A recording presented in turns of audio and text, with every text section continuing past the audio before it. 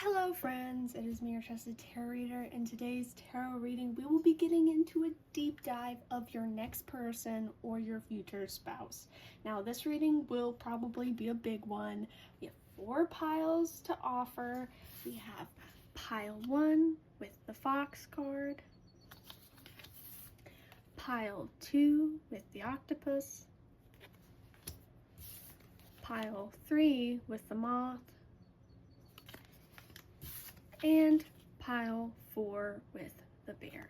Now in this reading, we will get into their personality, maybe some flaws, maybe their appearance, your dynamic, etc., etc.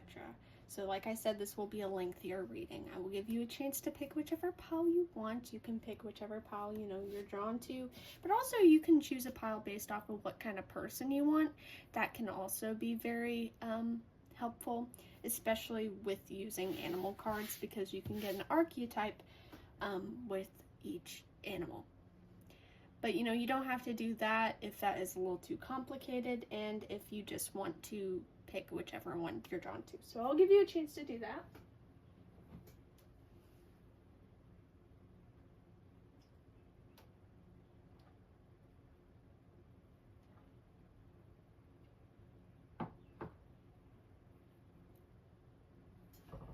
And I'll see you in your reading.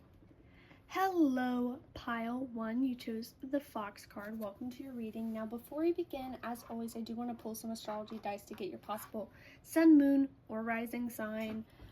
If your sign does not pop up, that doesn't mean that's in the world. This reading could still be meant for you. This is just for fun. This is just for flavor. We have Leo, Sagittarius. Oop, that was crazy. Aquarius, Aquarius again, Virgo, and one more, Pisces, and I'm just gonna, one more, Cancer, Sun, Moon, Rising, Stellium. I'm gonna grab your tarot cards. Now, you pick the Fox card, and like I said at the beginning, you could also pick these cards based off an archetype you would like from your person. So this person could be very attractive because, was it? I thought they used like fox, like, oh, you're a fox, as a way to like say someone's attractive. So this person could be very attractive. They could be on the sneakier side. I thought of silver fox, so they could have silver hair. For some people, maybe they could be older. That doesn't have to be a case. That's such a low percentage of people. But if that's what you want, take this as a confirmation. This could be someone with very significant eyes. I'm gonna move the camera a little bit. Not too much. All right, that's good. Noticeable eyes. Very significant eyes. Maybe a more sharper facial structure. Now, obviously, like I said, we will probably pull cards for appearance, so don't take this all too seriously unless you want to. Oh yeah, let me think. Let me think of the question, because I wasn't thinking of a question, I was just pulling cards. Let's get your person's initial personality.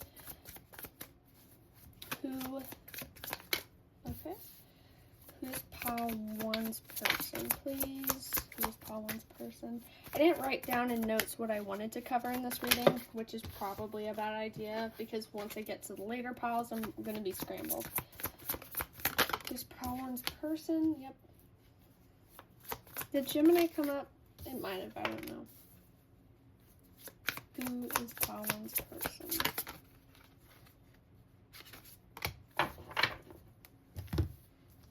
There we go. This is someone who's very intelligent, very smart. That might not be a fox, that might be a coyote, actually. Anyway, this is someone who's very smart, very intelligent, very quick, very witty. This is someone who may take their career very seriously, may work with people, may help people. They could be, I kept thinking of like an instructor, health instructor. Is that a thing? I don't think it's called a health instructor. It might be, I don't know. This could be someone who really appreciates physical health. They could be someone who likes learning, someone who likes, like I said, working out. This could be someone with death card here along with all these other cards. This could be someone who's may struggle with making ideas too quickly. They could get very way over their head with their ideas, where they'll have an idea of, oh, I'm going to start this business, or I'm going to do this with my life, and they'll get over their head by, they'll do too much and burn themselves out, or this thing won't be aligned for them, and then it's just, they crash and burn. They're very spontaneous, that's the word. I don't know if they'll be still spontaneous by the time you guys meet. They might be, honestly. But they're very spontaneous. They're very adventurous. I think they'll keep you on your toes because they are so active and just like, oh, I want to do this and I want to learn this. And hey, we should visit this place. They may rope you into being their partner in crime. I imagine them calling you up and being like, let's go to this place. Hey, like, I know this is sudden, but we should go to this place together on very short notice, because they want you involved with what they do. They want you involved with their little hobbies and habits and moments of crime. Not literal crime, but, you know, their own playful version.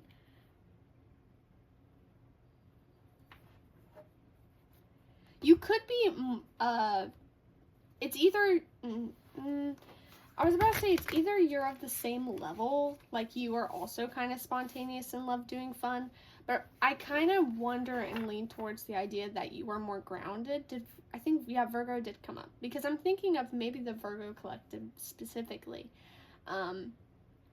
You kind of having to ground them, or you having to be the realistic one, because you're like, okay, but let's not.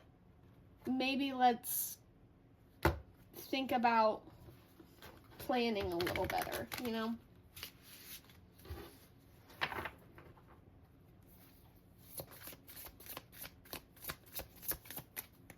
They're very spontaneous, and they could be very extroverted with Three of Pentacles here. Like I said, they like working with people. They like being in a community. They're someone who could never work a stay-at-home job.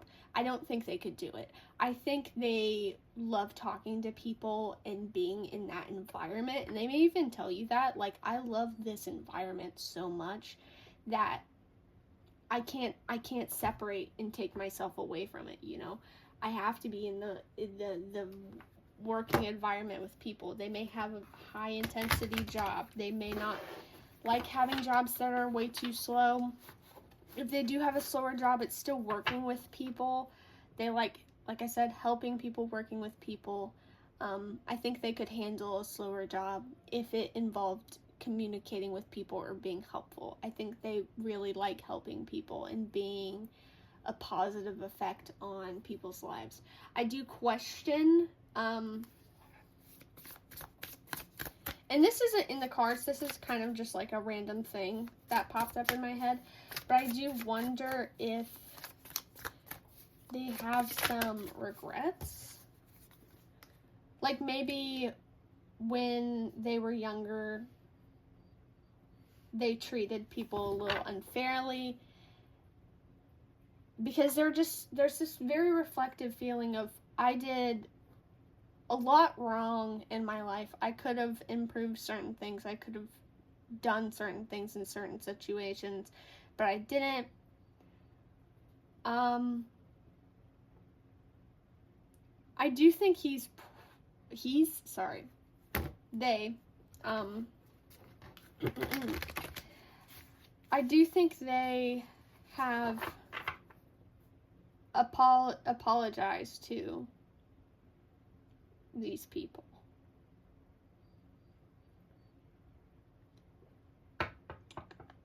If that makes sense. Like, I don't know, they're very sympathetic and they're very aware of their actions. Maybe not in the moment. They could be someone who says something and doesn't realize how it affects people, and then after they may realize, and it's like, oh, I didn't mean it like that though. And they'll go over and apologize because they are a very empathetic person. They're not heartless. They don't just say things and not care. They care a lot about people. They care a lot about the effect they have on people because they want to be someone people enjoy being around. I think they may struggle. It's either they struggle with it or they used to struggle with the idea of someone not liking them. I think for a lot of people here, they've probably evolved past that, where they no longer care if someone doesn't like them. They do care about having a good effect on people. That doesn't mean that they're not going, if someone's being a jerk, they're going to treat them like they're being a jerk, you know. They're not going to let someone who is rude get away with being rude, you know. But they do care about how people view them, especially people of like a positive background. Like if you have for example, like if you have a significant relationship with your parents, they will want your parents to have a good perception and opinion of them. Apologies if I accidentally slip out, like I did just a bit ago, if I slip out any any pronouns that you do not resonate with for your person. It happens. I try to be better with it, but when I get in a moment, I'm always I just slip. I slip, guys. I slip. The Hierophant popped up, so this gives me 9th house energy. Someone who likes teaching people. They like being taught. Maybe they have a mentor or a person that is older than them that is very significant, an older sibling, like an actual mentor, like a teacher, like someone who taught them how to do piano. I think they appreciate their elders, which is very particular. I think there are older people in their lives that they, like I said, a teacher, a parent, a grandparent, some sort of uncle, aunt, or just someone like their old neighbor from across the road. I think there is someone who they view as an elder to them, someone who's taught them, someone who has been significant in their life that that they really appreciate. They may get along with the because not everyone gets along with the elderly. Some people, it's just because you're like of completely different generations. Sometimes it can be a little bit hard. Sometimes it's like, well, what can we talk about? You know, I don't. But I think they're just very charismatic and they're able to get along with a lot of people. But I think they really enjoy speaking to people that are older than them because they like hearing, you know, this person's life experience, what they know about certain topics that this person's interested in, what experiences did they have in their life, blah, blah, blah, blah, blah. You know, they're very, is it inquisitive? I think that's the word. They like knowing things. They like getting to know people to a deeper level. And I just think they're nosy. And okay, like they genuinely are interested and they like getting to know people, but also I think they're nosy. I think they are the type of person who they can't be left in the dark for too long. They like knowing things. They like, there can't be a to be continued. They have to know the ending. Secrets, I don't think, if you have a secret, don't even tell them that you have a secret. Don't even tell them that there's something you can't tell them because it will drive them insane. And they will try to get you to tell them. Because I think if they catch whiffs of things that they're not supposed to know, they're probably going to try to find out. I think it takes a lot out of them to not be nosy. I think this is a quality that may annoy some people in their family or friend group, because they're like, listen, just you will find out eventually, or it's not significant. So keep that in mind. They're very nosy, and they can't handle secrets all that much. I'm going to grab some astrology cards real quick so we can get some possible astrology signs and a deeper dive into their personality. So I'm going to grab that. All right, you got them? So I'm going to put this one to the side, and we're going to grab some from this deck. What else? Possible astrology signs for Pile 1's person, please. Possible astrology signs for Pile 1's person, please. Thank you. Sagittarius. Yep. Okay. Look at that. The bow.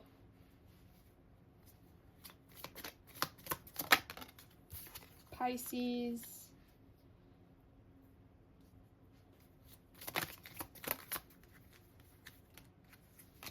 I'm not going to get any moons because I'm not quite educated in those yet. Gemini, Taurus, and we're going to get one more. The 8th house. I'm going to plop that on you real quick. I don't think YouTube will flip out, but just in case. Just in case. Yeah, there's no way. They might. I don't know. With the 8th house here, the house of transformation, the taboo, the occult, they could be very, very deep, gone through some deeper transformation. They could, I don't know, that's the house of Scorpio. The house of that could be, you know, bad habits, would be the 12th, because the 12th is where Pisces could be.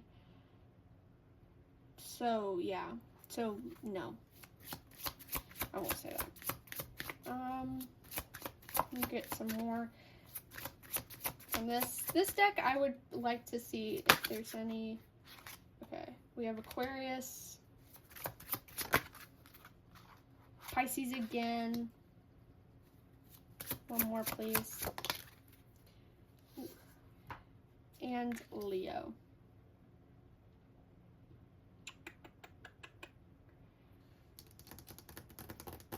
Like I said, very adventurous.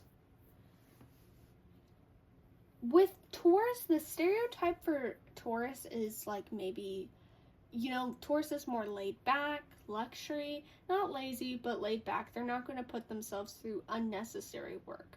That could be significant for them, but I do, yeah, because if they like something and if they enjoy something, they do far too much. But in things that they don't like, they're a little bit of a slacker. So you may notice if there's certain things that they don't like doing, they're kind of just like hit or miss. This person could be very more on the romantic side, more on the dreamy side. With Aquarius, I was noticing, you notice how this person's kind of like dazing off to the side.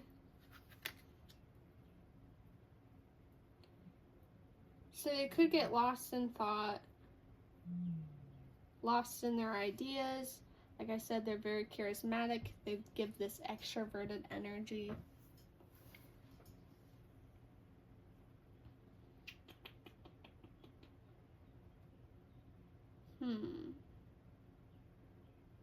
What else? I don't know. I don't think I'm getting anything else from the spread. So take note of the astrology signs. Write it down if you want. Some of you could, because this is a reoccurring, some of these signs I did get. Like I got Aquarius. I don't think I got Leo. I might have. Pisces I did get. Taurus I don't think I got. And Sagittarius and Gemini I did get.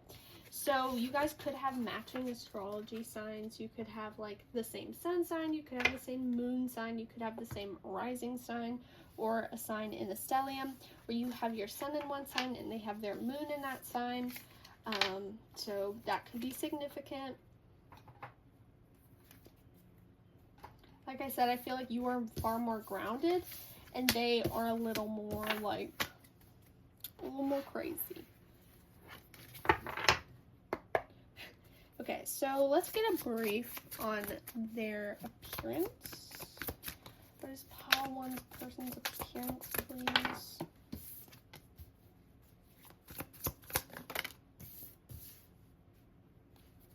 Pile one person's appearance. Oh, there.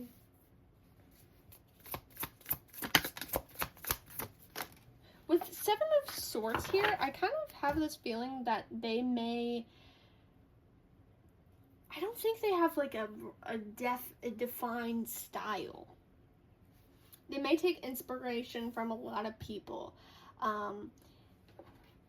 in their environment, people that they admire. Like if you wear a lot of blue and they like that you wear blue, they might also start wearing blue. Yeah, I think they're kind of, are they a trend hopper? Maybe. I don't want to say trend hopper because in the cases I hear, it's always like really negative. Man, my ear's sunburned and I went to go itch it and it hurt. Anyway, so they could not have a very defined style. They could dress in a lot of ways. That could be a thing. They have a lot, like you look in their closet and they have like things from that, like, it's like, are you like a trillion different people in one? Because they have different clothes for like different occasions, different colors. It's like you can, they don't have a defined style. And the way they do their hair also not very defined. They could do different, like, they could have their hair long one day and then short and then buzz cut and then long again and then like maybe shaved a little bit at the side, and then long but like maybe some curl, or I'm gonna part it from the middle, no, or I'm gonna part it from the side. You know, they switch between different styles because I don't think they have a defined style. I think they like all of them, because there could be, I'm sure there's styles that this person has done that they're like, oh, that was like a bad era. But I think they enjoy all of them.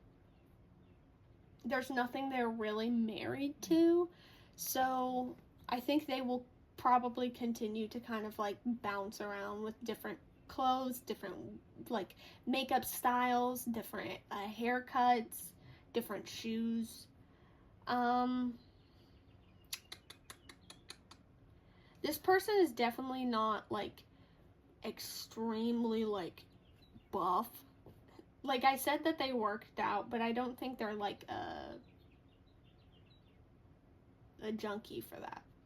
I think they're healthy and you know, they're fit enough. And that's what they do. I don't think they are super motivated to do anything that makes them feel miserable.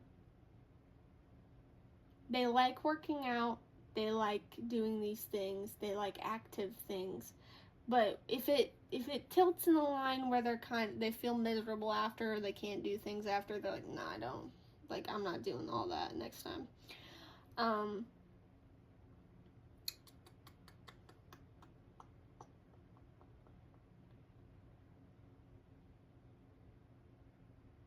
They could be noticeably bigger, like maybe their shoulders are bigger, like wider shoulders, taller. There's something about them that I feel like, I don't know. It's so weird because like it's just so, I don't get, okay. Help me out here. Help your girl out. Okay.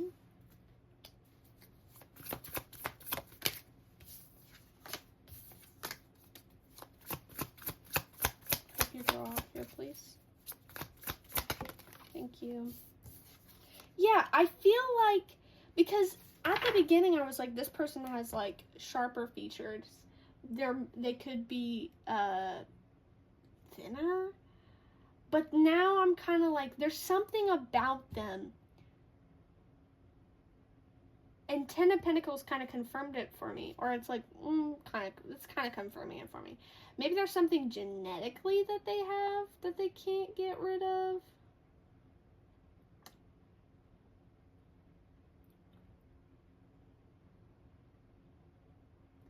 Which is, I'm confused about. It's like genetically they may have a feature that, like, they have big eyes. Or, like, maybe a more, what's the word? You can have a wide nose, but also, like, it's wide, but from the front. I don't know. An arched nose, a long face, a wide face, bigger lips. You know, they have a feature that it's just everything else. There's things about them that are just like sharp, and they're not a size of a tank. Like, that's one thing. I say that they have a bigger feature, but they're not the size of a tank. You know, they're not like this big person. And you're like, you know, who can't fit in like cars. I don't know. I'm just talking, guys. Anyway, there's a feature that they have that is, maybe it's more noticeable. Bigger doesn't mean literally bigger. It could mean more noticeable. So maybe they have a more noticeable feature that comes from their family. That is something that, like, oh, their dad and their grandfather, and then their great-grandmother, and then, you know, like, they have this one feature that their family has, and it's really noticeable. And it's like you don't notice where they get it until you see their family, and you're like, oh my god, it makes sense. And then you see down their family line, and all these people have this feature. With Three of Cups here, they're very welcoming, they're very kind, they could have a beautiful smile, or a very welcoming smile, very welcoming or friendly eyes. They could have a very nice laugh, very nice voice, you know. I'm thinking something very welcoming, very friendly. Something that puts people at ease. So yeah, their eyes could be very welcoming or beautiful. Their smile could be very welcoming or beautiful. And their voice could be very welcoming or beautiful. Their hands could also be very nice. Like, they have very nice hands. Because I imagine someone shaking a person's hand, and it's like, you're like, man, like, their hand's great. What? Queen of Arrows is swords, so once again, it gives me like the sharper features. I almost said sharper eyes. I don't think their eyes are sharp. Their eyes might be sharp for like some people here, but I feel like they have very friendly eyes, bigger eyes. Like, their eyes aren't like menacing. It's like very sweet. It's Pisces vibes. So they could have a significant feature specifically from their mom. Maybe they have their mom's face shape. Maybe they talk like their mom. Like, you hear them, you don't notice it, but they say certain phrases like their mom does, or the way they talk sounds like their mom. Or they talk about certain things like their mom. Or significant female person in their life. With the Wheel of Fortune here, this kind of also makes me think of what I said about how they change they've gone through a lot of phases with their appearance. A lot of different looks, a lot of different haircuts and nail colors and all sorts of things, you know. Okay, so what was the other thing I want to get into their flaws? Let's get some flaws because no one's perfect. So I want to get into that. What is some flaws? What are some shadow aspects possibly from Pile 1's person, please? And then we'll do your dynamic and then we'll wrap it up. I'm kind of getting bigger readings that, man, they drain me. So I'm like, whoa. You get so in the zone. What's their flaws? What is their flaws? They could sometimes, and also when I'm talking about their flaws, this doesn't mean that, first of all, no one's perfect, but also this could be something that they've already healed from, they've already fixed. There are going to be people here where when you meet this person, they're no longer acting this way particularly. This is something they've gone through. Maybe it's something there's like hints of, but they're better about it, or it's something that they're still kind of experiencing. Also, things can manifest in different ways. So if I say anything and it sounds extreme to you, it doesn't have to be that way. It's important to take what resonates and leave what doesn't. But anyway, this person could be a bit of a know-it-all. They could come off in that way because with King of Swords and then the High Priestess here, this is someone very analytical, very smart, very quick mentally. And then this is with the High Priestess, is someone who's very intuitive, but she's very smart, you know. This person may sometimes struggle with being a bit of a know-it-all, where they will know things and they kind of try to, they're very correcting. Like if they deem that you're not quite getting it, sorry, my brain just got a little fuzzy. Anyway,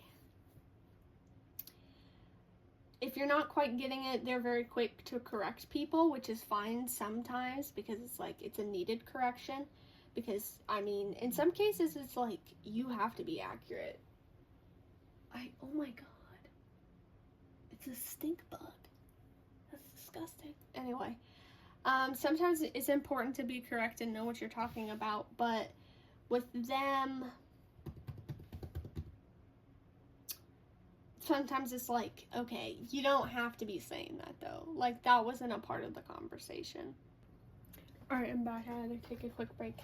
Ooh, I knocked all of my cards over. Anyway, like I was saying, I feel like your person has this know-it-all energy where they educate themselves on things. Sometimes I feel like they could be wrong and they may struggle with being wrong or corrected, because with the High Priestess, this is a more intuitive thing. So though I think your person is very intelligent and they're very smart and they know things, I also feel like sometimes they may think they know things more than they actually do, or they do not understand that there is a nuance to the situation where there's extra details to everything.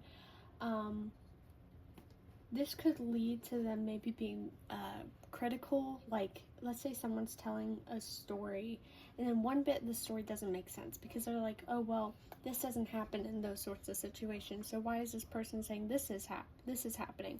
Well, there's a bunch of reasons why this happened to this person at this time when it normally doesn't happen.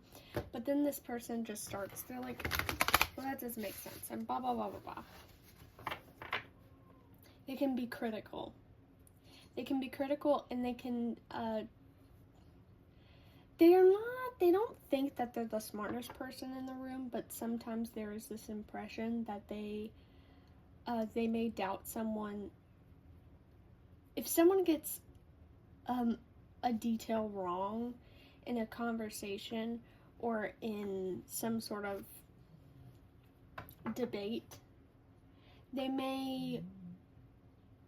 the rest of that evening, they may struggle to, like, think of that person in a better light because they're like, well, they got that wrong, so,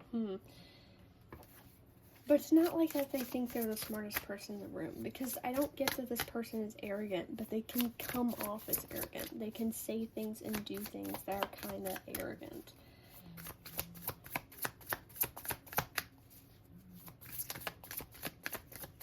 They also could be very protective of everything they do, everything they've done.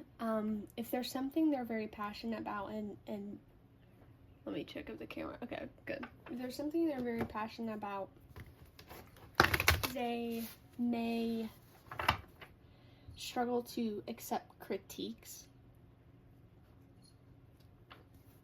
They can get a little defensive over things that they've done. Now, they like taking critiques.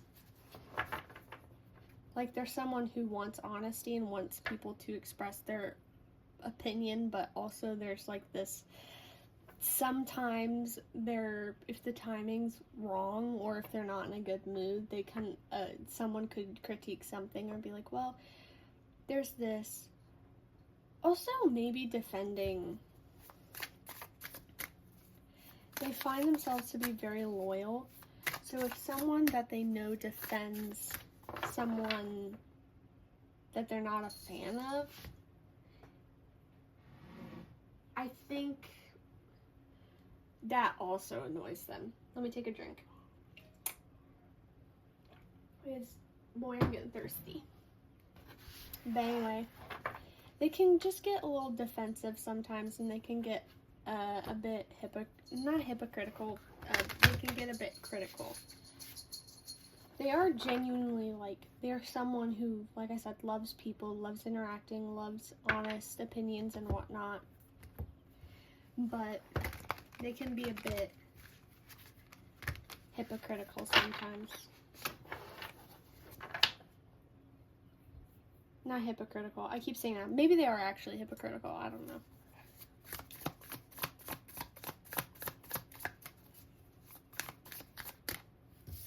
Alrighty. Let's move on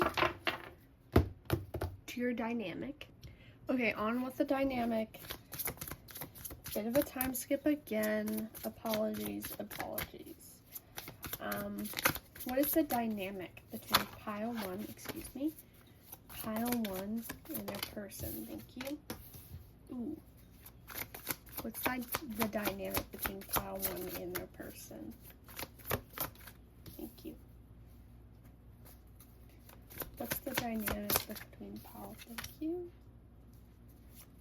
The dynamic.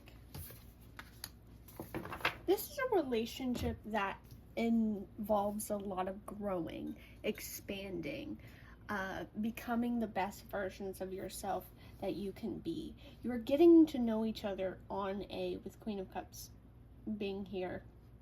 I wonder if you're getting to know each other on a deeper level.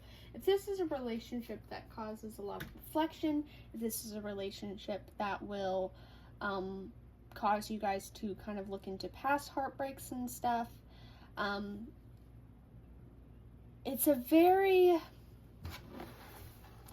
a relationship that kind of had a rough spot, but the rough spot is for, okay, I gotta move things. The rough spot is for the position of, like, growth and things. Like, you are having a rough spot in this relationship, so you two can both end up being the best versions of yourself that you can be. Okay, you can go in your cat tree house now. Please. Please and thank you. Please. Please. Move. Thank you. Anyway. You two some of you could be hung up on, oh, I just realized this is out of the camera. Anyway, some of you can be hung up on a past relationship, a past person that didn't work out. That could be the whole deal. Okay. Now, girl, what is this? I just cleaned your thing and you're already bothering me. Anyway, some of you could be worked up on a past relationship or have expectations due to a past relationship. You may initially tried to define, and I say you because I really question how much this person will be doing this. Maybe they will, but I think in the percentage, a majority of the people watching this video may find themselves having this comparison of this relationship versus what they were used to or what they see or what they expected, if that makes sense. So you may have an expectation of the relationship, of how it should go, of how relationships should be. Like if you've been single and you don't have any other experience, maybe you're basing it off of your parents. Maybe you're basing it off of social media, because it seems that you could have an issue and a blockage in the relationship that will be solved is tying the relationship expectations to things that are unrealistic. Like, you are not your parents. You are not your last relationship. You are not these people on social media. You are expecting this relationship to follow these guidelines when relationships don't do that. That could be something that happens, because I think it's important to realize that you and this person, you're very different than these other people in these other relationships. You're not going to have the same outcome. You're not going to, date the same way. You're not going to have your first kiss the same way. You're not going to get married the same way. Now, this isn't to say that you should expect or assume the worst from this person, because I have a feeling that some people here are like, okay, so am I supposed to expect low value things? Like, no. You should, and this person should and probably will hold you to not an unrealistic standard, but will hold you to what is fair, if that makes sense. Like, I don't think any of you would slack in the relationship or would be a bad partner. And I think if you do have blips of moments where maybe one person wasn't being entirely fair, you're able to communicate. You should be able to communicate and figure it out.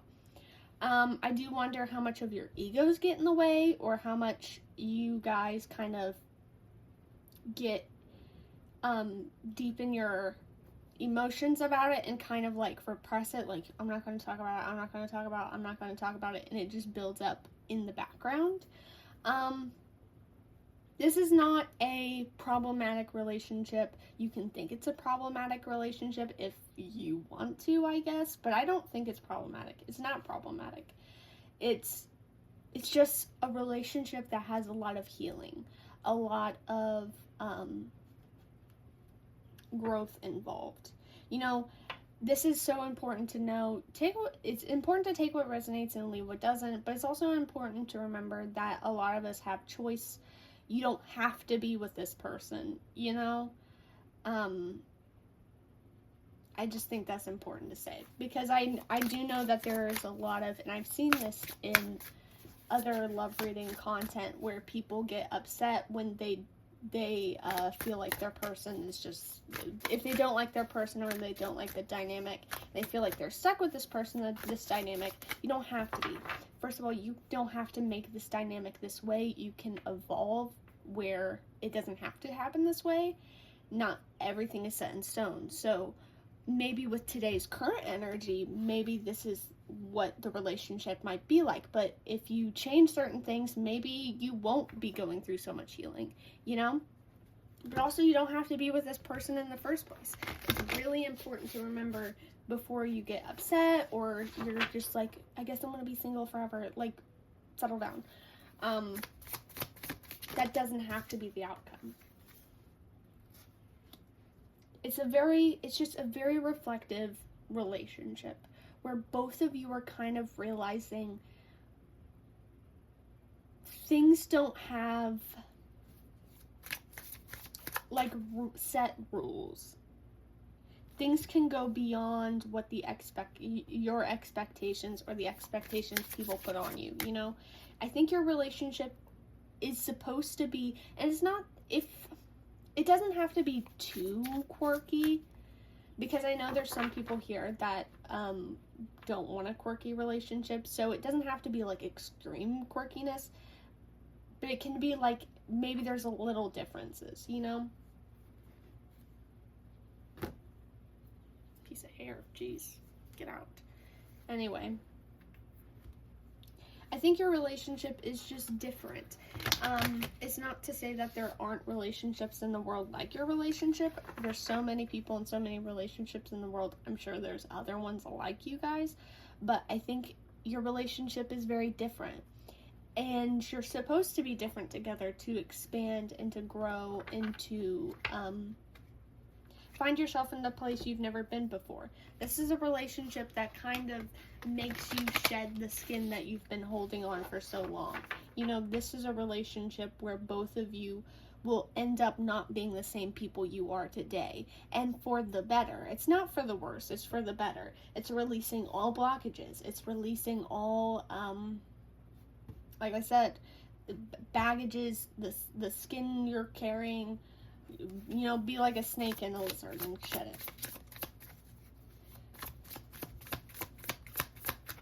This is a relationship that really takes, you know, it takes strength and bravery.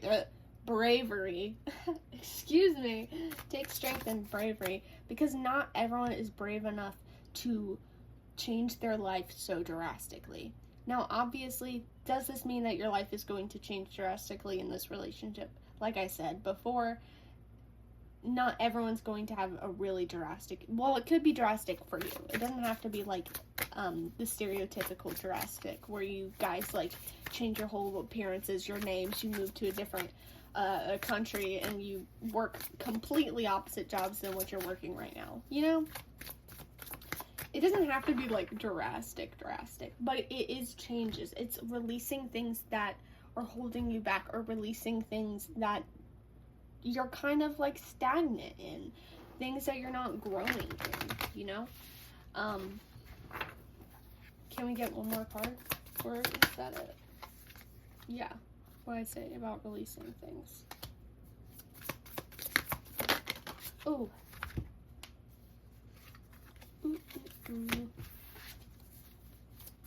I would want to get Oracle, but I think I've done enough in this reading, so I won't get any Oracle cards. Unlike normal. Yeah. Page of Wands, New Beginnings, Eight of Cups, releasing what's no longer fulfilling, releasing what you've built, but like I said, no longer fulfilling. This relationship causes you, and the dynamic between you two is causing each other to realize what does not work, and to have the bravery to make a drastic change, or take a leap of faith in a direction you previously believed was unattainable. You know, this, like I said, very reflective relationship, a relationship that causes you guys to grow beyond where you are right now. Split the deck, Two of Cups, Ace of Cups. There's still happiness in this relationship, and it's not going to be constant changes and upheaval. Like, that's not going to be what you deal with every day of your life in this relationship. It's just they cause you to make these initial realizations. I need a drink. I felt like I was losing my voice for a second. But yeah.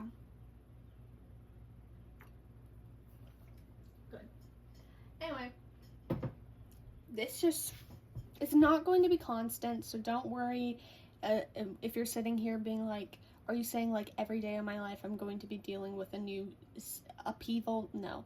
I think just initially there's going to be random times in your relationship where you're going to release things. Like releasing previous expectations of what a relationship should be.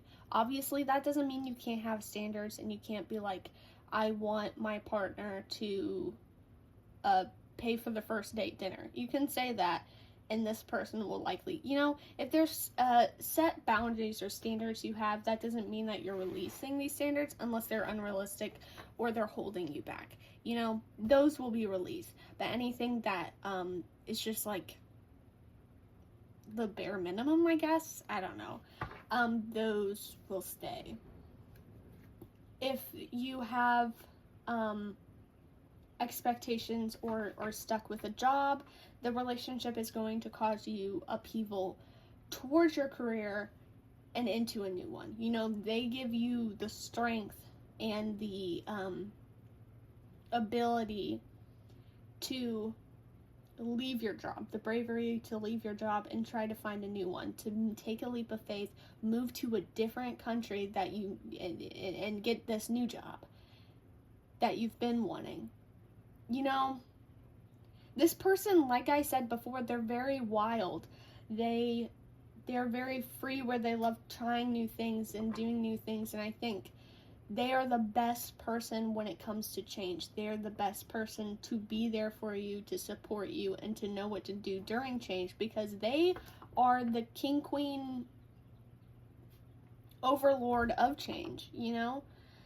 They are great with change. They're great with knowing what to do. They're great with how to adjust to it. So they're the best person for you if you struggle with change. If you want change but you struggle with it, you know, they're the best person to help you kind of get through that. So it's not a bad relationship. It's very reflective and it can be heavy at times, but I feel like you guys can get through with it if you put your egos aside, if you put your like heavy emotions and stubbornness aside. I feel like you guys can like get through this, and the relationship will be great. So keep that in mind. That is your reading. I hope it resonated. I hope you enjoyed. If you did, feel free to let me know down below. If you did enjoy this reading, I do offer personal readings on Etsy, so you can get a personal reading by me if you want on my Etsy shop. I will link that down in the description below. Okay. Yeah, so if you want a continuation of this love reading, you can get a full in-depth version of... I'm losing my mind. I heard an alarm going off. Okay, so if you want a love reading, I do offer an in-depth love reading, and I do offer a shorter one. So if you want that, feel free to go check that out. Thank you so much for watching. I hope you enjoyed. I hope it resonated. Apologies for all the pauses and things. I was going through it that day. So, bye-bye. Hello, Pile 1. You chose the octopus card. Welcome to your reading. Now, before we begin, I want to pull some astrology cards to get your possible sun, moon, rising, or stellium sign. If your sign doesn't pop up, that doesn't mean that's the end of the world. This reading could still be meant for you. This is just for fun. This is just for flavor. You have Cancer, Libra, Sagittarius, Aquarius, Sagittarius again, Capricorn, Capricorn again, and more, and Aries, Sun, Moon, Rising, Stellium. Welcome to your reading. Now, this is the next day compared to Pile 1. Pile 1, I was freaking struggling, guys. I was sick. Well, I was sick the previous day, and then apparently I was still sick the day when I was recording Pile 1. So I got way above my head, and Pile 1 had a lot of cuts and a lot of breaks because I was just feeling awful. I feel better today, so your reading should continue all the way through. No cuts, no pauses. But anyway, let's get into your reading. Let's get to know who your person is. Who's Pile 2's person? Who's Pile 2's person, please? Who is Pile 2's person? Thank you. Pile 2's person. Oh, yeah. I knew when Strength came out that this would be good. King of Pentacles. Doesn't matter. You can want a woman. You can want a man. You can want anyone. This is just someone who is stable. This is someone who takes control. This is someone who is not afraid to... Ooh, wow, that was a lot of cards. Who is not afraid to, you know, be the head of the relationship. So if you want someone who, you know, can take control and lead the way, you got your person, okay?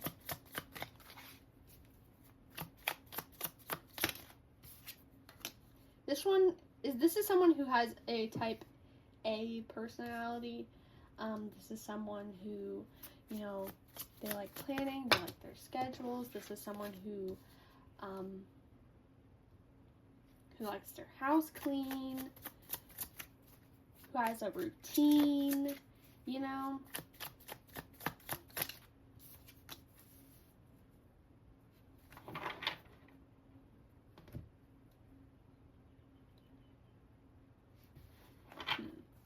I think your person is someone who may have initially struggled with figuring out what they wanted to do with their life. I think with Two of Swords being here, it kind of makes me think that they went back and forth towards what career they wanted to do, with what college they wanted to go to. I think they are someone who has a lot of ideas, but not sure which one to do first. They are a planner. They like taking control. They like being productive. But they have so much they want to do and so much they want to accomplish that it's hard to figure out which one they want to do. It's hard to narrow it down to, I want to accomplish this. And then they also worry, well, am I even prepared to do this? Is this something I'm ready to do? They are a dreamer. They are someone who likes, you know, to go big or go home, but I think they do have some insecurities related to whether they can do something or not. You know, it may be something that occurs in the relationship where they will want to accomplish something, or they're given an opportunity to do something they've always wanted to do, and you step in and you're like, listen, you can do it. You have all these things. You've accomplished all these things. Like, you are capable of doing these things, because this person is very capable. This person puts in time and effort towards everything they want to do. They are educated for everything they want to accomplish, you know? They have every quality that is required. But they do worry that they're just not ready, or that they're not enough. The Moon. This continues it. I do wonder, and this won't be for everyone here, because, like, it's a big old statement. But I do wonder if maybe some of this doubt with themselves came from, like, childhood situations, either a very strange relationship with parents, strange relationship with friends, or strange school life, you know. It will vary per person. But I do think that they're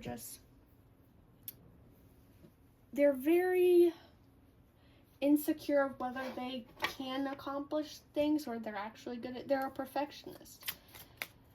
But they're also insecure of whether they can be up to the standard they want to be at. They're completely unaware of the fact that they're already at that standard. They're already really great, and a great person, really hard worker. They're already there, but they worry that they're not, you know.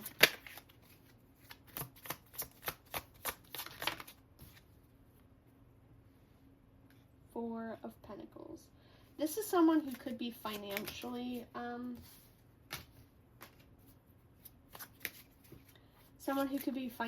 very smart. I'm not getting a penny pincher vibe. I do think they have a savings account. They take saving very seriously. They take what they have very seriously.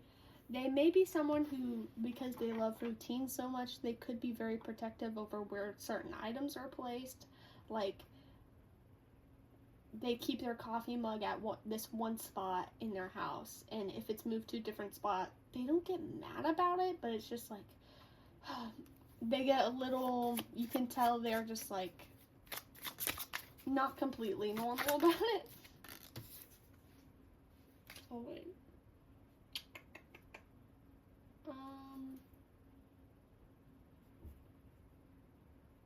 Yeah, should be good enough. We have Three of Wands. So this is someone who has gone outside, you know, outside their comfort zone. They've probably done a lot of bigger things in life. as I was saying about Four of Pentacles, this is someone who loves their routine. This is someone that holds the things they have very closely to them. They may have nostalgic items in their house. Keeps. Is that the word? I don't know. They may hold things very close to them. They may have a collection of old journals, a collection of old games they liked, a collection of photos, like all sorts of things. They have things that are very meaningful and close to them from their childhood, from their past, etc. They like their house very clean, but I think they're very particular. And they have very unique or particular things in their house. And you're like, well, what's this? Like, why do you have this ominous statue? And they're like, well, this was my grandmother's statue, and I slept in her guest room every time I'd visit, and that statue was in that room. And when she passed, I decided, I was going to take that statue. And you're just like, okay.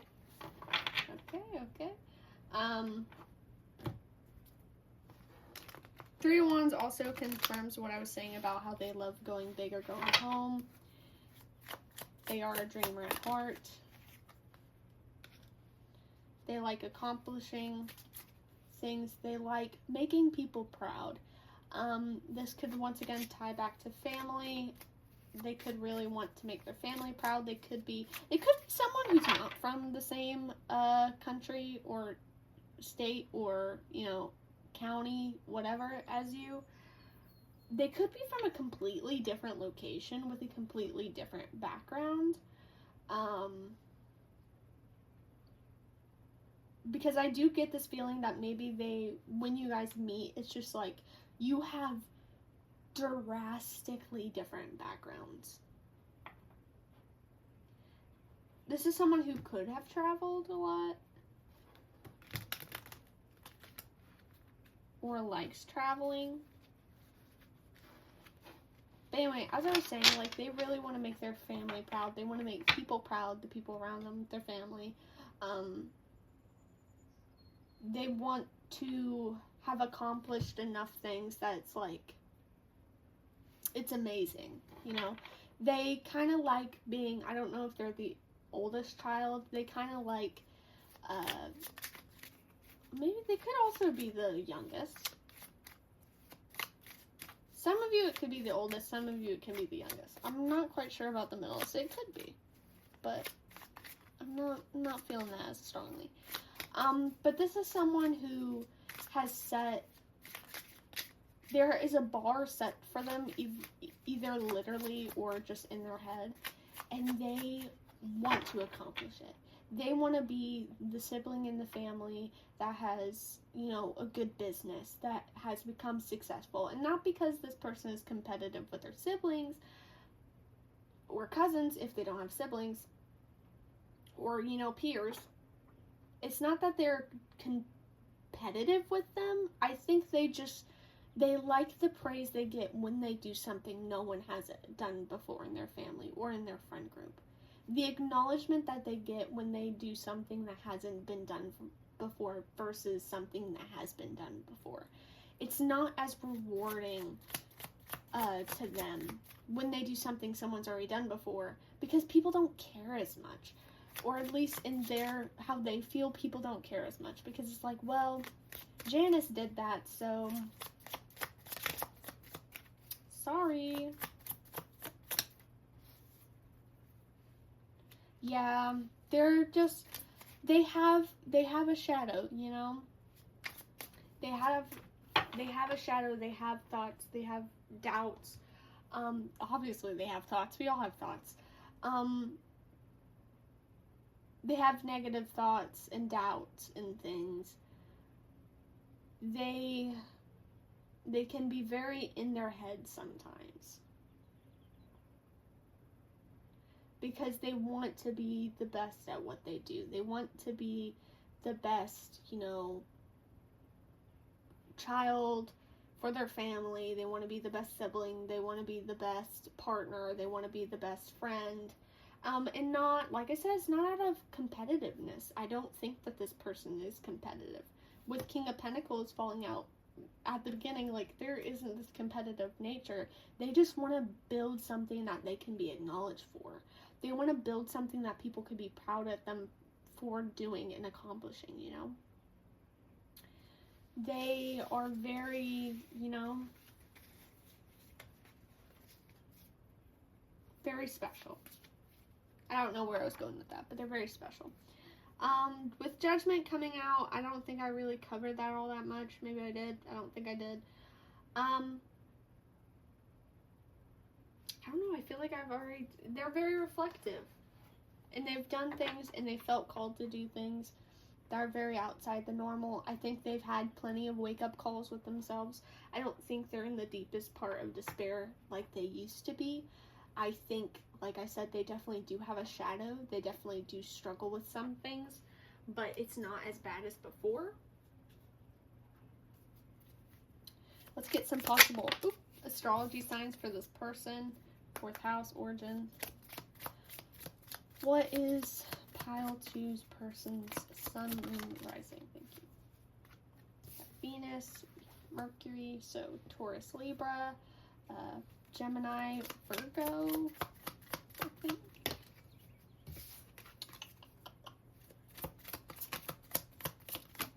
Thank you. We have Cancer.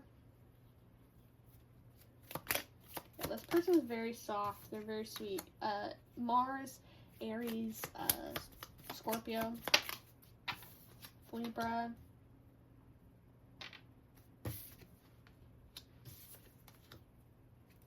One more, please. That's the moon. I'm not going to take that. The 8th house of transformation. They've gone through a lot of transformation in their life. They could be a more deep thinker. We've already kind of talked about that. I don't think there's some... Okay, this card has already fallen out, so I'm going to show you this just in case. But I'll put it right here. But anyway, I don't think there's someone who is... Like with pile 1, I got this card and I felt like it could be interpreted by someone who, you know, is very fascinated by deep talk. This is someone who could be interested in the occult and taboo things. But for you guys, I don't feel that as much. I don't think they are as comfortable with the occult and those sorts of things. I think they are a deep person. I think they've gone through, you know, loss, and they've gone through release and change. I don't think there's someone who is very open to the occult and open to anything like that. I think they like to be very traditional and they like to be very surface level, because going any deeper kind of gives them a crisis. Oh, okay. 12th house too. We have the 12th house. I want to get one more astrology sign before I go to the other ones. Oh, thank you. Taurus. What did I say? So we have Libra and Taurus already. But like I was saying, 12th house, this is kind of can be the house of Pisces, escapism, you know, it's the subconscious. They can be a little more perhaps on the dreamier side. I think they're aware of the possibilities and the things that they could accomplish. By the way, look at these edges. I hope you can see them. They're beautiful. Anyway, they're aware of the possibilities. They're aware of what they could be. I think they can be very unintentionally tapped into a higher self or a version of themselves that they could possibly be, you know? But I don't think they will mark it as intuition or anything like that. I don't think they like going too deep. They don't like having a crisis. They're like, I struggle enough, you know? Jupiter, so... Can I not get planets and give me some signs? So that could be Sagittarius. The moon. Okay. The moon's already right here. We'll leave that alone. So that could be Cancer. Cancer already fell out. We have Virgo. Look at how beautiful this card is. beautiful. The camera was facing pretty low. So we have Virgo, so that's a part of the Gemini, not Gemini, Mercury. And we have Cancer again. So this person could be I don't think they're a Sagittarius. There's an Aries. So they can be Aries, Virgo, Cancer, Taurus, Libra, Gemini maybe. Sun, Moon, Rising, Stellium. Oh. And these signs, Jupiter may be in a significant house, Venus, Mercury, Mars could be in a significant house. This moon could be significant. I don't know. Take note though. Okay, beautiful. I itch my face. Now we got their astrology signs, we got their personality. Now we're going to get into their we're getting into their, we'll get into their flaws and then appearance and then dynamic. Okay. What is this person's flaws? What is their shadow side? You know, what do we need to know that is on the more negative side about this person? Please and thank you. Okay. Thank you. No. Thank you, actually. They feel like they're constantly in a rush. They may be very, they put themselves on a time frame. They're like, they may freak out about being too old to do certain things. Or they're too old and they haven't accomplished certain things. Or my face is still so itchy. What the heck? I don't know what's going on. Anyway.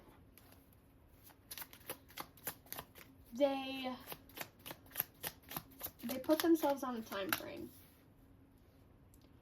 They could also depend very heavily on acknowledgement and praise. If they do not get acknowledged or praised for something, they kind of are like, well, did I do it wrong? Should I give up on this? Blah, blah, blah. This is someone who's probably gone through a lot of friend groups. And not that they were the problem. I don't know. I feel like they've gone through a lot of friend groups because if people initially people gave them praise, or if people seemed cool and showed any interest in them, they kind of were like, oh, well, we're friends now, and blah, blah, blah.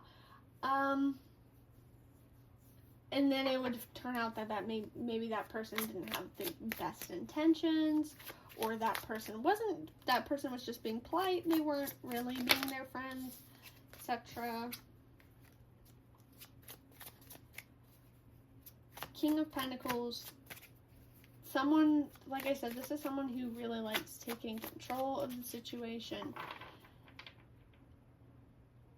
They may struggle with not having control.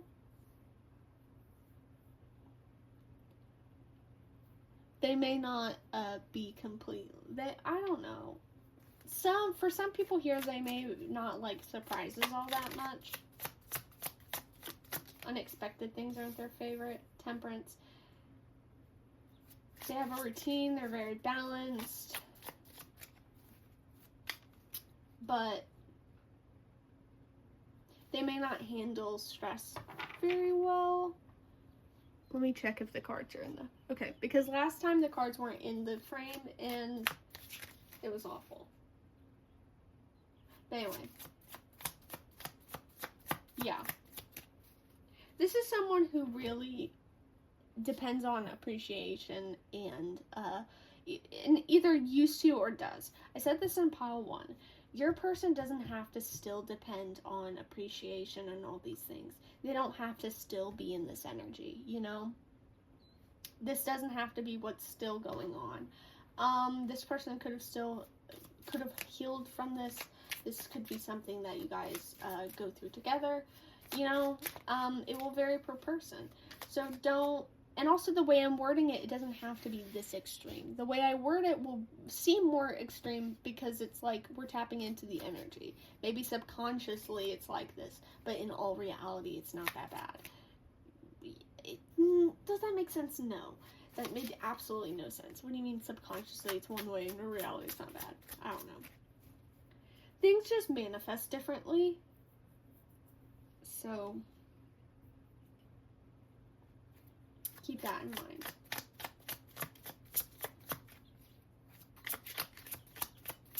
Can I get one more card? Thank you. 7 of Cups. Yeah, so like I said, your person is a big dreamer. They're someone who keeps themselves on a time frame. Clock right here. They keep themselves on a time frame. They're very rushed to accomplish certain things at a certain time. They feel like they are on an age time limit. They may worry that they're too old to do things, or, you know, they're about to, it's like, let me think. It's like someone who is in their early 20s and they're living in a rental house or like an apartment, but they haven't moved into their own house yet. This person feels like they're reaching a point where I'm too old to be not living in my own house, or I'm too old to not have the job I want to have. I don't want to be 30 and have my dream job. I want to have my dream job now. You know, they keep themselves on a time frame, and it's unrealistic. And I think they have to go through and release this mindset because, you know, it's unhealthy to try to get everything done by a certain age. Like, it's unrealistic to get everything you want to get done. You know, just do what you have to do now. And sometimes it's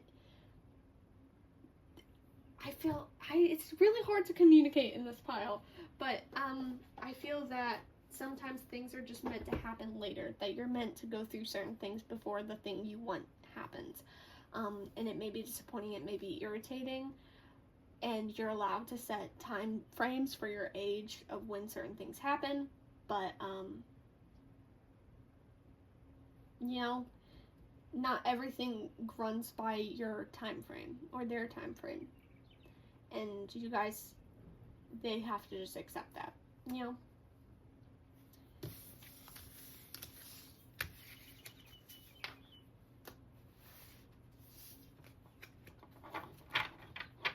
Alrighty, I'm gonna take a quick pause, get something to drink, and then I will get into this person's appearance and your dynamics. I'll be right back. Alright, let's get into their appearance. What does pile 2's person look like? What does pile 2's person look like, please? Oops. Thank you. What does pile 2's person look like? Pile 2's person look like? What does pile 2's person look like?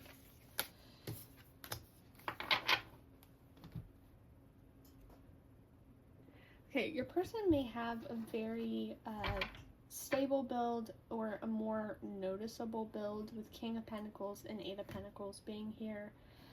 Strength being here, there could be someone who they may literally look strong, are strong. With Ace of Cups, I do think that there is there's a softness to them. So they could be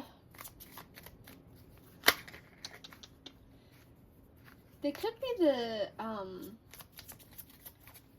stereotype of someone who is very, like, maybe on the buffer side or the broader side or the curvier side, with this, like, look of just softness. You know, their skin may be very soft. They may have very nice skin. They could have very blue eyes, very watery eyes, watery, like watercolored, like a green, a blue, etc. They could have bigger eyes. They have a very, like I said, they look very soft.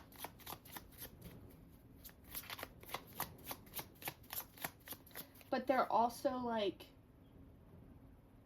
I said, broader or curvier.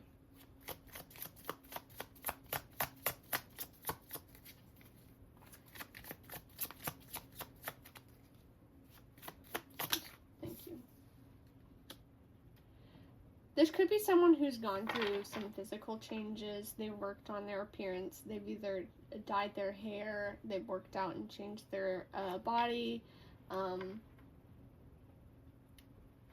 They've gone through some sort of physical transition or change.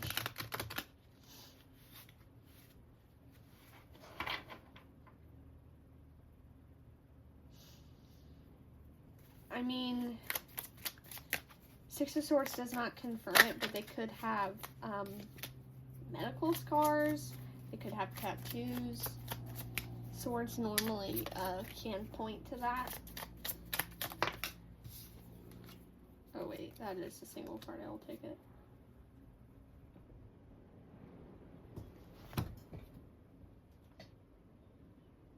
I've been paused this whole time. I forgot to unpause it.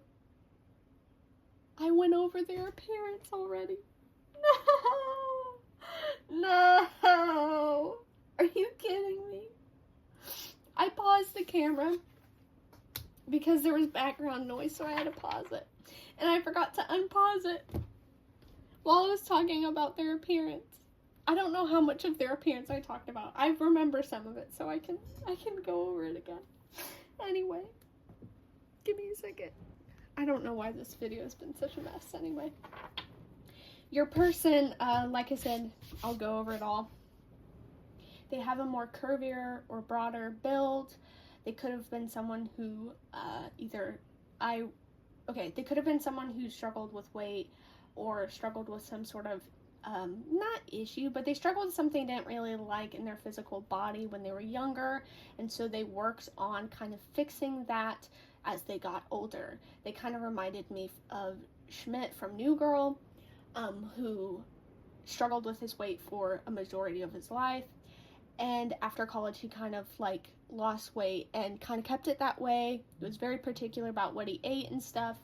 Now, later in the season, he does kind of loosen up and just allows himself to eat different things more. But yeah, so that's for those who hasn't watched New Girl. I have. I love it. Anyway, so hair is not very particular. I think they have a youthful appearance. They have a very soft, youthful face. They have bigger eyes, eyes that kind of remind me of water. So blue, maybe a gray, maybe a green. Like I said, youthful appearance. If they have tattoos or piercings, I did say that I wonder if they did a piercing at home, done a tattoo at home, because there was something, like, I got the Hermit, and obviously people can dye their hair at home, they can work on physical building, whatnot, yoga at home. So it could have been that they were their own personal trainer, they do their hair at home, they don't go anywhere to get things done to them. But if they have piercings or tattoos, there's a small percentage of people here that their person might have done one of them at home and got like a kit. What else? I said they had very good skin. Their hair is not very particular. I didn't get anything about their hair. They've worked very hard on their physical body. They may, if they have tattoos or anything, there's a connection with friends, so it's either they have a matching tattoo with a friend, they may look similar to a friend of theirs, or they dress similar to a friend of theirs. Now, is this it? No. Anyway, so besides that, what else did I get? They also could have gone through two different stylistic changes. With Pile 1's person, they are very flexible with their styles. They have like a bunch of different fashions. They don't have a defined look. They kind of just do everything. With your person, it feels like, an example I used is someone who's been like an emo or goth from middle school, high school, college, and then afterwards they decided to go more bohemian, that, or more cottagecore-esque. Now that doesn't have to be what went through with your person, but I'm saying like through their younger years, they had one defined style, and as they got older, they did a different one. So they have had very few stylistic changes, but they had one drastic one when they're younger to when they're older. What else did I say? They're very, like I said, they're very soft. They have a very friendly appearance.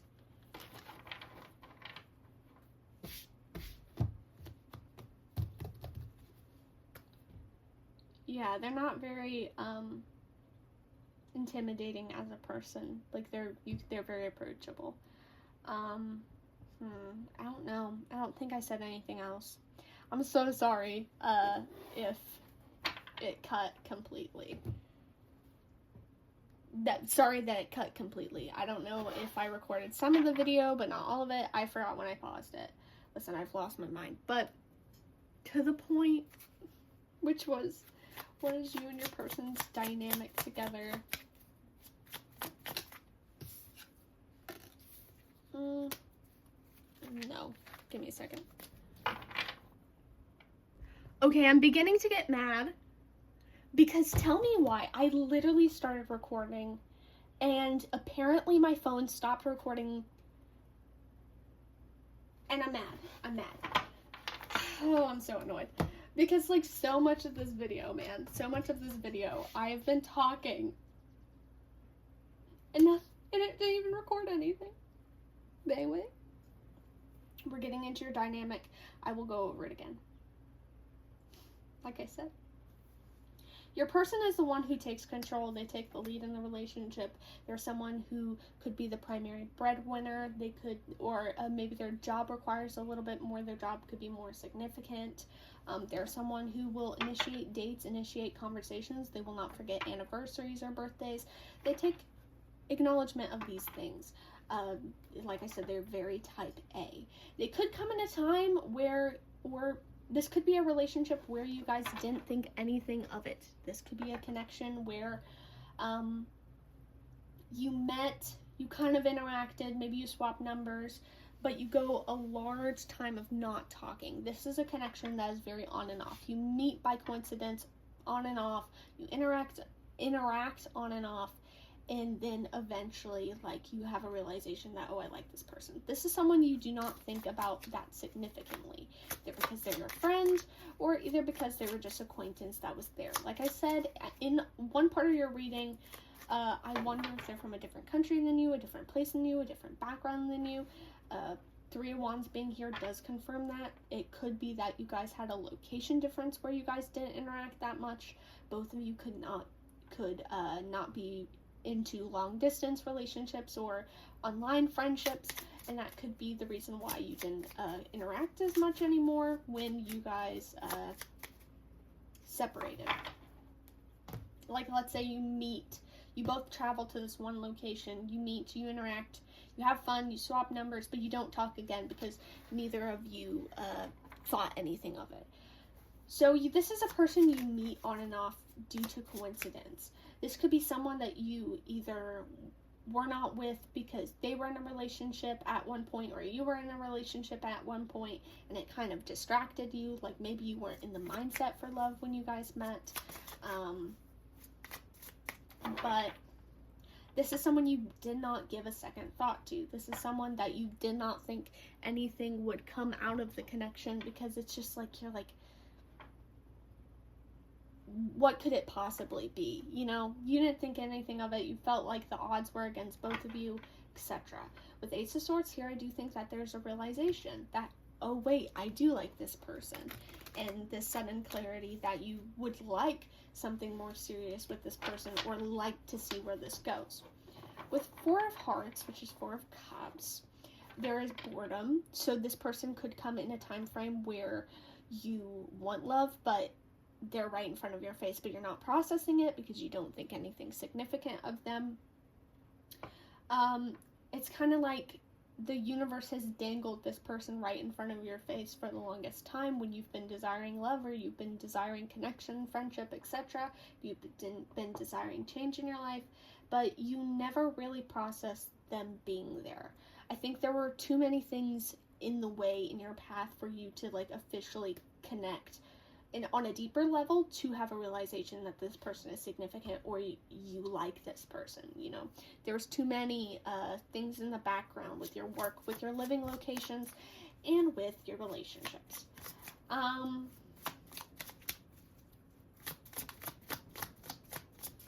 So it's kind of like one of those relationships that once you're together, I feel like it may get serious pretty quickly, because you spent so long just like knowing each other on and off and maybe being friends, that when you're together and when you have the realization that, oh, I like you, it just becomes something very serious very quickly.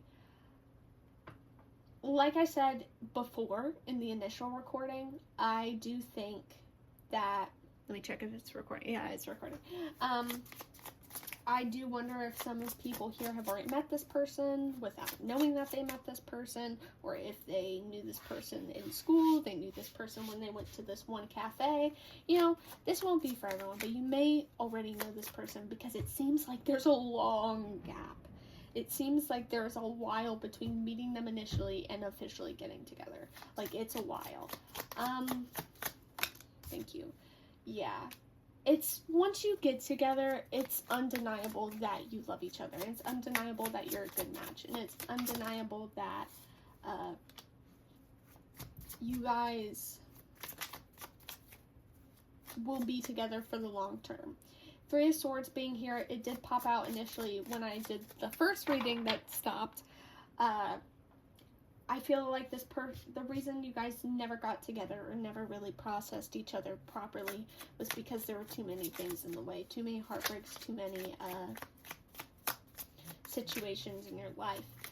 I think that this person and you will help each other kind of process past heartbreaks and things. Like I said, this person has a lot of insecurities, a lot of blockages and things. I think you are not their therapist and they are not your therapist, but you guys are the strength each other needs, basically.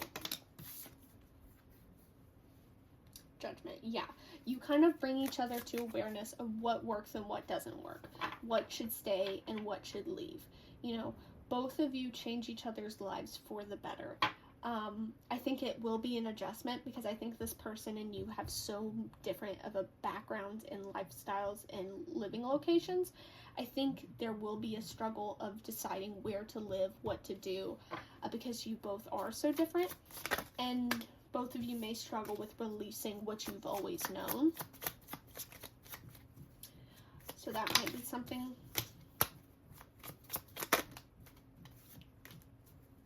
One more card, please. Or actually, do I need one more card? I don't know. I don't think I do need one more card. Yeah, I don't. Okay. Yeah, this is a very honest connection. This person will be very honest with you, and they desire you to be very honest with them.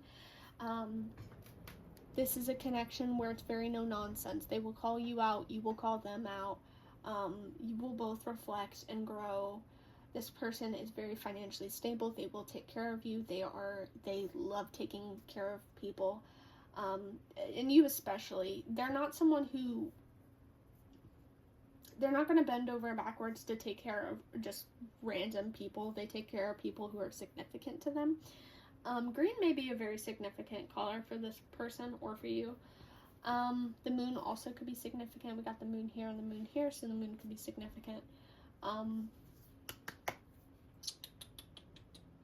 Yeah, you're very important to this person, so they will, if you're important to them, they will bend over backwards for you. They do not give out their loyalty very easily, so they will do everything for you, but also they will be honest and grounded with you, you know. They won't be unrealistic. They will be very realistic with you. They will be great for career growth. I feel like they're very, because they're so ambitious, they will, you know, help you gain confidence if you're struggling with confidence in your ambitions and jobs. Let me check if it's recording. It is. Yeah, so that's your relationship. That's your dynamic. I will apologize for from the bottom of my heart for the amount of issues and pauses throughout this reading. Pile 1 was kind of just as annoying. Not annoying like I had a bad experience reading these cards, but annoying like I hope it did not ruin your experience watching this video. So I'm so sorry if the video was not what you expected and not enjoyable. I don't know what happened. It's never like this, but today was just a very tough recording day apparently. So sorry for that. I hope you enjoyed and I hope it resonated. Feel free to drop a like and follow if you did enjoy it. And if you want more content from me, I do offer personal readings on Etsy. They will be sent on a PDF form, so we will not be catching these issues there. I do offer personal readings there. I have plenty of love readings on Etsy. So if you want a continuation of this love reading, feel free to go check that out there. I will link it in the description below. Thank you so much for watching. Thank you so much for spending your time viewing this video. I hope you enjoyed. I hope it resonated. Bye-bye. Hello, Pile 3. Welcome to your reading. Now, before I get into your reading, I'm just going to say Pile 1, I was sick, and I took breaks in between. So sick during Pile 1. Pile 2, my camera, first time I thought I clicked record, but I didn't. So I talked and it didn't record anything. And then the second time my camera just, I think maybe I lost storage, I don't know. It just stopped recording, and once again I was talking and it interrupted me. So let's hope and pray your pile does not have any interruptions, because this has been a wild experience. I'm going to get some astrology dice to get your possible sun, moon, or rising sign. If your sign doesn't pop up, that doesn't mean it's the end of the world. This is just for fun, just for flavor. We have Scorpio, which I could have predicted that. Your pile, you have the moth. I picked my Tarot of the Divine because I feel like you have a very spiritual pile. Taurus. I almost said pile. No. Capricorn. Gemini. Ooh, fell backwards. Capricorn again. I flipped it out of my hands. We have Virgo. So we have all the earth signs. You could be an earth sign, sun, moon, rising, or stellium. We have Cancer. And one more. Capricorn again. Okay, sun, moon, rising, stellium. So we're going to get into your person's personality, then we're going to get some possible astrology signs, then their flaws, then their appearance, and then your dynamic. Okay? What is pile? Okay, please let me finish my question. What is pile 3's personality, please?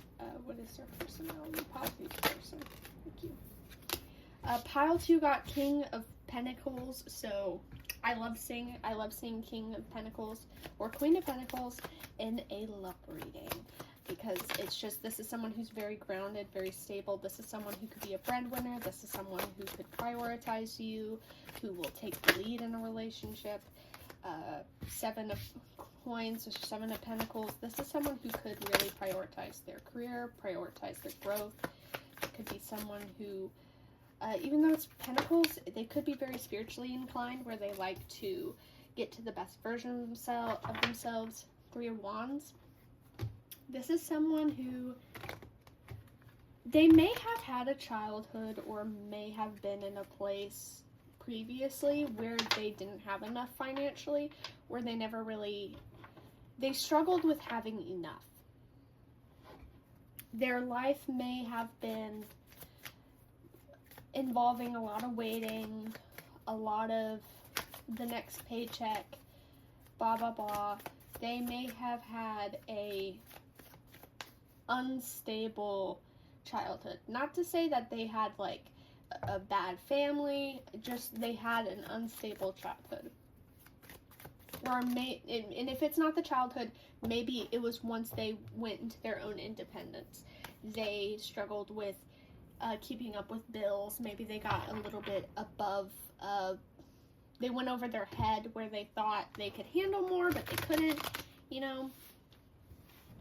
This is someone who has learned through experience how much financial stability matters to them, how much money and being a good provider and being able to have a cushion, a financial cushion matters, you know.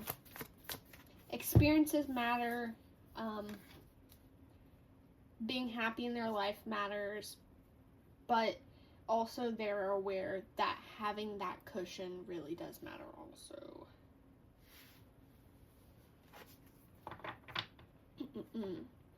Page of Cups, Eight of Swords. Eight of Swords is the feeling, you know, being trapped, being stuck.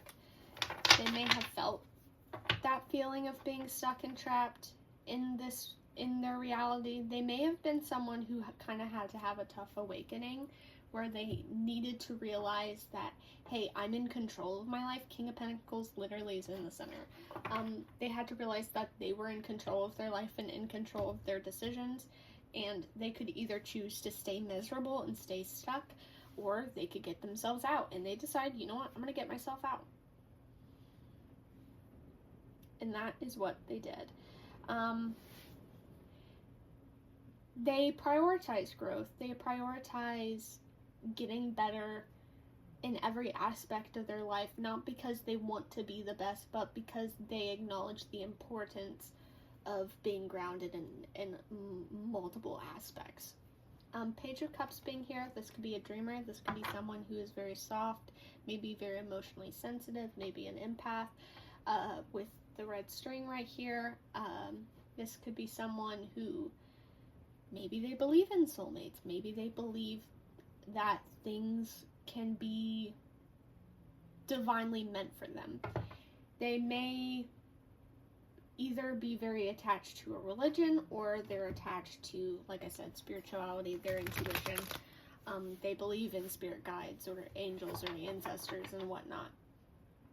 And believe that, you know, there are things that are divinely meant for them. There is a path that has been written for them, and they are meant to go to that path. They're meant to, you know, grow beyond what is regular, if that makes sense. Give me a second. So, like I said, they're very intuitive and maybe a little bit spiritual in whatever way. Like I said, it could be religion. It could be just a spiritual background. I just thought of, I have a book. Let me get it. I'm gonna grab my book. I have it somewhere in here. Please. There it is. I was about to say, I swear if I don't find it. I have so many books on this shelf. This book right here. Take note. It kind of, your person reminds me of that. So maybe they are Italian and had family that practiced Italian folk magic, or they are of some other cultural background that has some sort of folk magic or just magic entwine in their life. Because I can kind of picture this in between. Like, even if they're religious, even if they went to some sort of church or had some sort of, I don't know how else to, even if they had some sort of religion, they also could have this, like habits and traditions and, like, rituals that are not typical, you know? So this could be someone that, even if they do not acknowledge it, even if they've had a religious background, they also are very tied to magic in some sort of way, shape, or form. And they're very in tune with it without knowing. Okay, what else can we get about their person? The Two Cups, like I said, they could be romantic, they could be a dreamer. They're very, they prioritize human connection. They prioritize having a deep connection with people. They prioritize friendships, relationships. It's important to them to have a close connection to people. It's important to them to not, they can have surface level connections where it's like your friends and it doesn't go as much deep. It doesn't get as much deeper than that, but I think they really thrive in connections where you know someone to a deeper level.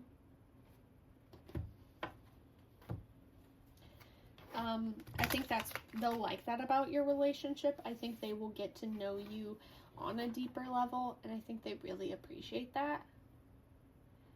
Because they like being able to get people. They like being able to read people and know what a person likes and doesn't like, and what their hobbies are, and what movies they like watching. They like knowing people to a deeper level. They like connection. And like I said, maybe they believe in soulmates. Soulmate card, red string. Magician. Like I said before, they're someone who wants to be good in every aspect. They use all their resources. They're very smart. They have built themselves, you know. They are not a user. They built themselves. They are able to take whatever situation they find themselves in and make it into something worthwhile. They're someone who is very reliable. They're very reliable, very stable, very trustworthy. You know, they're a great person overall. I don't think there's anything else to get into this. We'll move on. Great person overall. I'm liking the vibes. Let me get my astrology cards out. We're going to get their possible sun, moon, rising, stellium sign. Important to take what resonates and leave what doesn't. So what is pile 1's person's astrology signs? Also could just be their energy. Pisces. There we go. They are giving kind of Pisces vibes. These black dots are paint. By the way, I painted it on my desk recently, and it could be a Pisces Venus. And the paint still hasn't left, though I haven't cleaned it that hard. So, I need to get, like, some spray. Because that paint's not coming off. Virgo. Aquarius.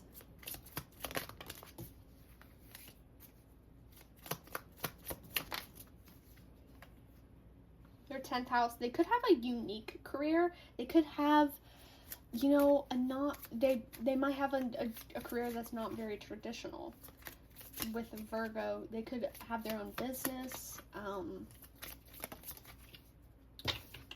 Yeah, their career might not be traditional. Okay, we have Aries.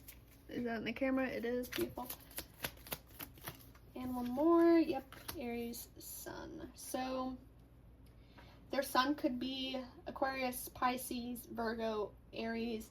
Their Venus could be Aquarius, Pisces, Virgo, Aries.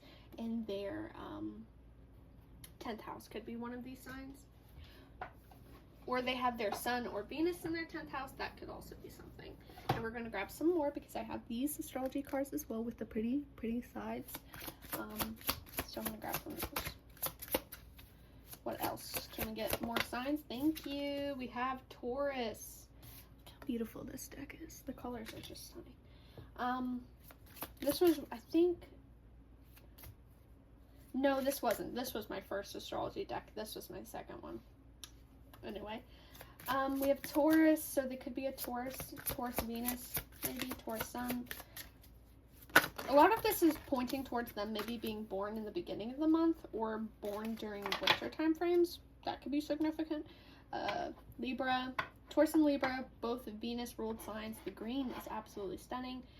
With that in mind, well, the sun would be Leo.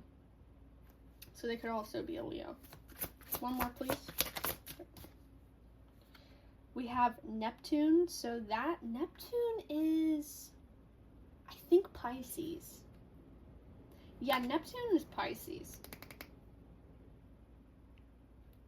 Which already came out. They're very unique, you know. Very unique, very different. Not very traditional in what they do. quirky in their career, quirky with the way they do it, but they are a hard worker. This is a hard worker. This is someone who has built themselves, built their career. They've worked so hard to get to where they are.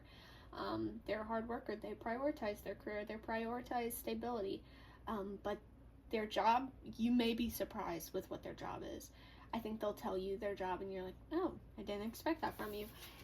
They have a very unique job. For some people here, it could be a job that you didn't even know existed, because there's so many jobs in this world. There's plenty we don't know are real. So that could very well be the case with them. So what else? Yes, their flaws. What is pile 1 person's flaws, please? What are their flaws? What is their shadow aspects? Thank you. Thank you.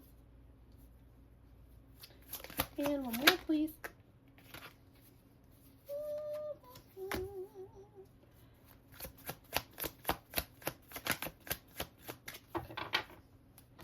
They work very hard. The shadow aspect may be that they really find themselves prioritizing people's praise. They may have found themselves in the wrong groups, wanting to be impressive to the wrong people. With the Empress card being here, there could be, in some cases, there could be, I don't even feel like that as much. I'll say it, there could be some struggles with femininity and whatnot, expectations. If your person is a woman, they could have been raised with certain expectations that are kind of just like tough to get around. If not, this could also just be like a situation with their mother, trying to be very impressive, wanting the praise from their mother. Maybe their mother's opinions are very important to them, whatnot. They may have suppressed their own uniqueness in career and other things because of their mother, or family, like grandmother, some sort of feminine person's authority figures opinions. I'm gonna pause real quick because I hear like I was saying, they could have their mother's opinion could matter, or like I also said, they could have issues with their femininity or their uniqueness. They could have struggled to accept, their own unique career or their own unique beliefs and whatnot. They could really try to fit into what everyone else believes they should fit into, etc. They could also struggle with being kind to themselves, with the Empress being here, because this is a very nurturing, sweet energy. They could struggle with, giving themselves the benefit of the doubt when they can't make certain things. They could be very hard on themselves for not being capable to do certain things in their life. They could also be they could be a kind of a people pleaser, where they give too much to people. They've given a lot of money, a lot of time. They invest into people and give to people out of the kindness of their own heart, but it's drained them. They do a lot for people and not receive a lot in return.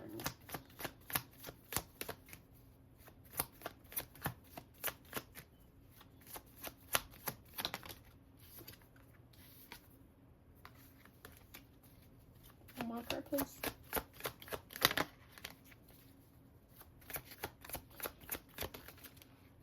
So with that, maybe they could be a little bit cagey with their money and time. For some people here, especially if they got burnt by people a lot, they could be a little cagey about it, because they're like, I don't know if I should trust you. I don't know if I will find myself in the same loop.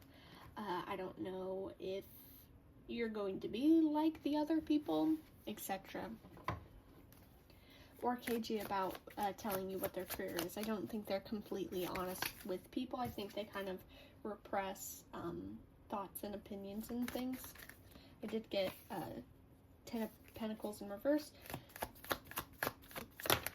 They may have had to kind of make peace with their family life.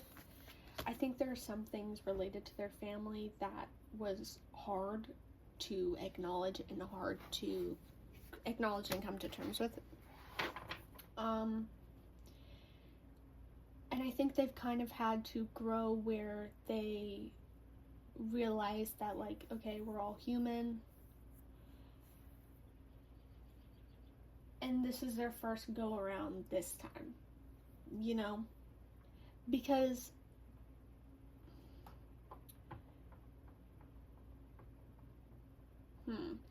I feel like for a majority of people here, they don't have an awful relationship with their family. Like I said before, I feel like there were struggles with their family. Like, they didn't have a perfect family, but who does? And they may have held grudges towards situations and things that maybe entirely didn't make sense. Like I said, if their family struggles with money, they could have been a little irritated that their parents couldn't really provide for them when they needed certain like if they wanted certain educational things, if they wanted to go to certain places with friends or for a school thing, and their parents couldn't really let them go because maybe something financial, or there was something, or they needed to do this and this. And I think they kind of held grudges for a little bit because they felt like they didn't get the full childhood experience and they didn't have a full stable background, and they wished that their family would just kind of get it together a little easier. But I think as they've grown up, they kind of realized that some of their expectations that they had for their family was a little unrealistic, and they had to come to terms with, you know what, yeah, there were some things that they did that was wrong, not like terrible, like borderline crime. No, it's just something that it could max be inconsiderate, you know. There were things that their family did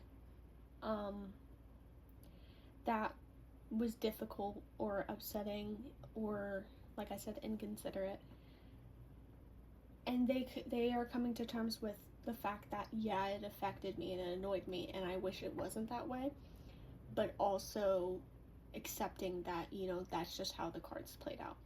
And my goal is to just be better about it and provide for myself, and if you and your person end up having kids, providing for your kids better. They learn to not hold grudges against them because I feel like their family has grown, there has been growth, there has been changes and acknowledgments and things, so they can't hold they feel like it's not fair to hold grudges because they all made mistakes during that time frame. Even your person did and said things that weren't fair or nice, or jumped to conclusions that resulted in, you know, upheaval. So they've kind of had to come to terms with that, and also come to terms and realize that they give a lot to people outside their family. I feel like because they had such a weird relationship with their family and they held grudges with their family, I feel like they instantly kind of jumped to the idea, well, I will have my own family, I will have my own chosen family. And I feel like that kind of got them in a pickle because they could have went to their family with certain issues and things, but they chose not to because of their grudges, and instead they went to strangers, and it kind of got them in a problem because, like, people would either love bomb this person, or they would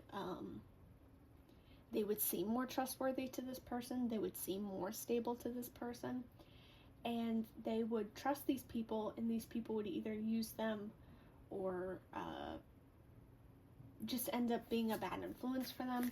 So they found themselves in a lot of bad social situations, in bad friendships, because they kind of surrounded themselves with the idea, well, I'm going to have my own chosen family. I'm going to create my own community because I feel like my own family cannot provide the community that I want to have. You know?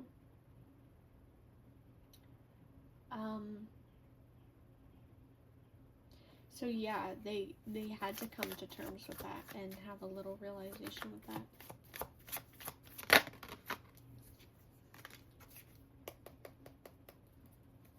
Queen of Cups.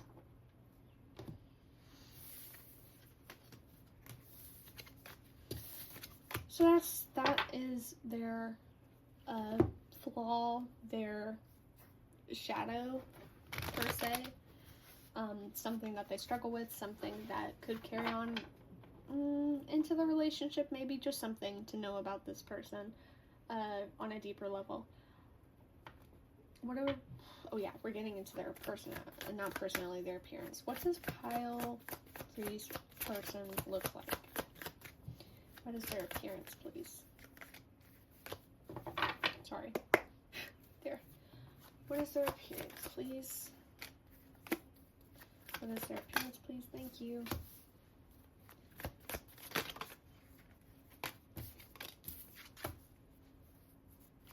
What is their appearance, please? Thank you.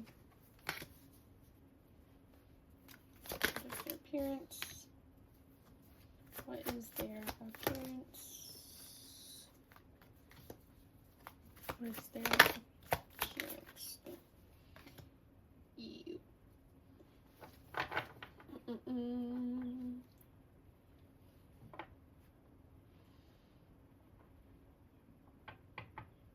The Seven of Swords, they could have this roughness, they have this ruggedness to them. I know Seven of Swords is sneakiness, it's stealing, it's, backstabbing, but with how the card is, I wonder if, like I said, there's like this ruggedness. Pile 1 got Seven of Swords, and I told Pile 1 that this person may have not had an original appearance. They could kind of be inspired by a lot of different looks, and so their style could be a mishmash of like a bunch of things. So that could be the same for your person. Maybe your person has a mishmash style. They don't have a really defined style. Six of Cups being here, and Page of Swords and Knight of Wands, I feel like they have a very youthful appearance. They look very young. They look, I don't think I forgot what pile it was. I think it was pile 2, that their person has very nice skin. I don't think, like, they could have nice skin, but I don't think this is, like, the core thing you notice about them. They just look very youthful. With this card right here, they could have freckles or birthmarks that are very noticeable. They could have a very noticeable build. They could be, the way their face is structured, the way their body is structured could be very noticeable. They could be more blocky.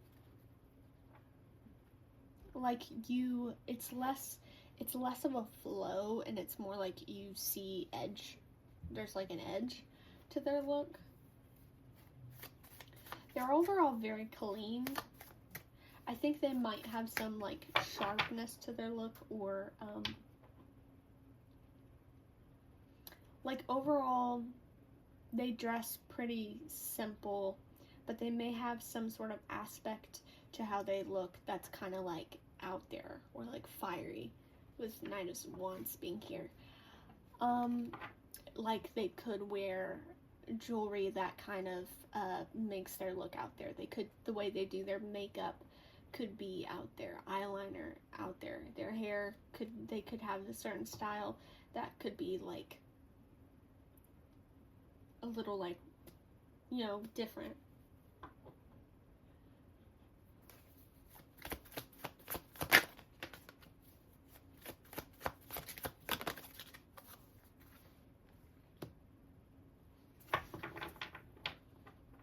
They take pride in how they look. I think they've worked really hard to kind of build out their appearance and their aesthetic. Like I said, they could have taken inspiration from a lot of different things, particularly media. That could be significant. They could be heavily inspired off of media.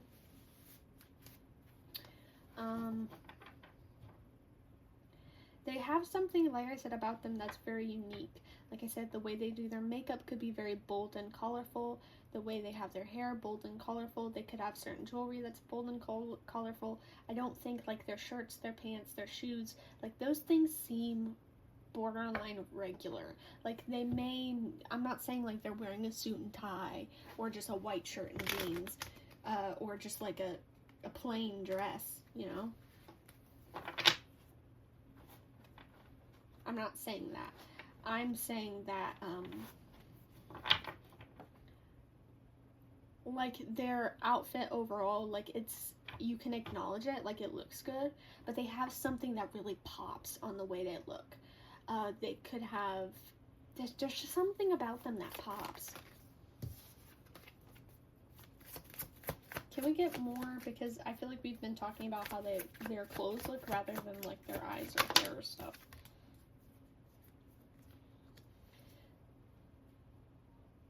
This person could have a more masculine look with King of Pentacles, King of Wands, the Emperor.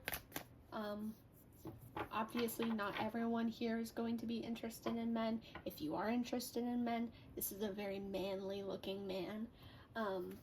Could be your ideal man, honestly.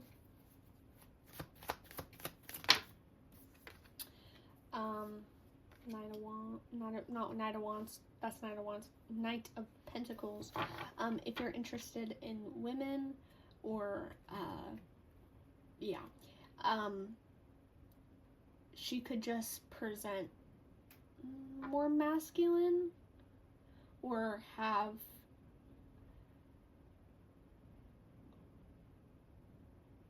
like a more masculine looking way of dressing, maybe more masculine features. Don't know. Yeah. With Nine of Pentacles being here, like I said, I do think they've worked really hard to get where they are physically. They are very stable in what they look like. Stable physical appearance. They're not unruly. I feel like there's something that's bold and pops about them, but they're not someone who has like their hair's super long, but it's like it looks frizzy, or it looks like one way. Like one person may view it as frizzy, or one person may view it as like greasy looking. Like no, like they look very put together. They look very clean. And like they take care of themselves.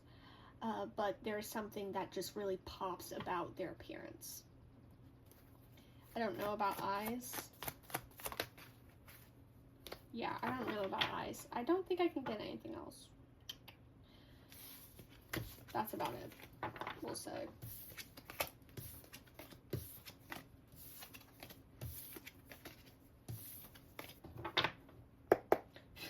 Okay, finally, last but not least, what is your dynamic with this person? What is pile 3's dynamic with their person? Please, what is pile 3's dynamic with their person? What is pile 3's dynamic with their person? What's pile 3's dynamic with their person? Thank you. What's pile 3's dynamic with their person?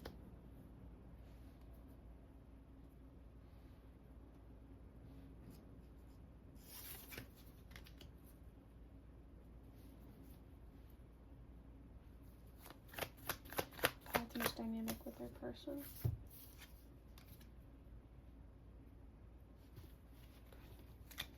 This is a heavier, more reflective dynamic in relationship. Your relationship could have had a harder start. It could have happened during a time of loss. I'm not quite sure.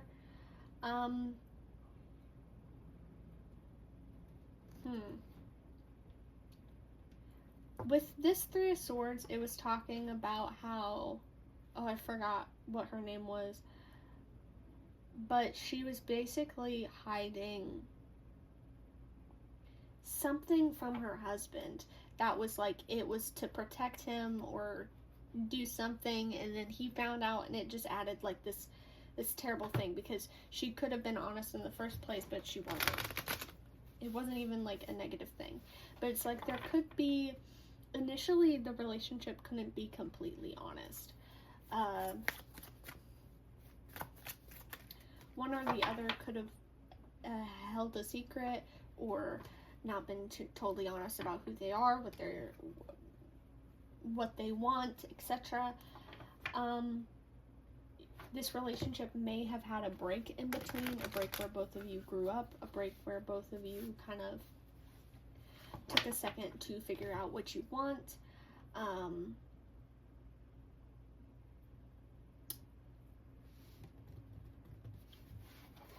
Because it seems like there was something there that kind of caused pause, that caused you both to be like, okay, what's happening here, basically. It's a relationship that causes a lot of reflection towards your own flaws and negative aspects and stuff. Just the dynamic between pile 2, not pile 2, sorry. Pile 3 and their person was the dynamic, excuse me, was the dynamic. I itch my face. Was the dynamic. Yeah, it's a connection that requires a lot of healing. It's a wake-up call. It's one that kind of forces you to get more confident with who you are, what you want, etc. It's not a relationship for the, I don't want to say the lighthearted, but it's not a relationship that's meant to be easy. Which is any relationship ever easy? I don't know. It causes a lot of adjustments, a lot of blockages needing to be released. Oh, I just saw a bird fly straight up. A lot of realizations and expectations to be dropped.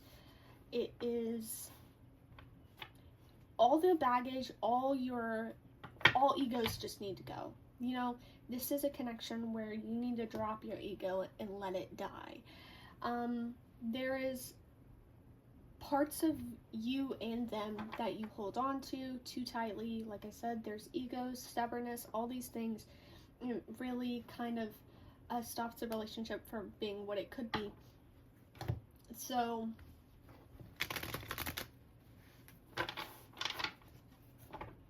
it's just a relationship of tough decisions, tough realizations, and all sorts of things.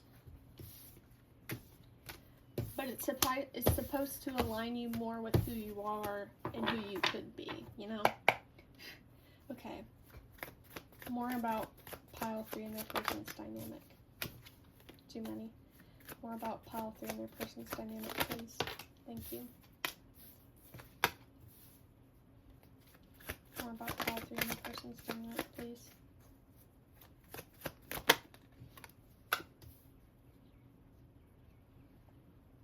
I think the relationship could come in at a time where both of you are really just not ready, and that's why there's a moment of pause. Yeah, the devil.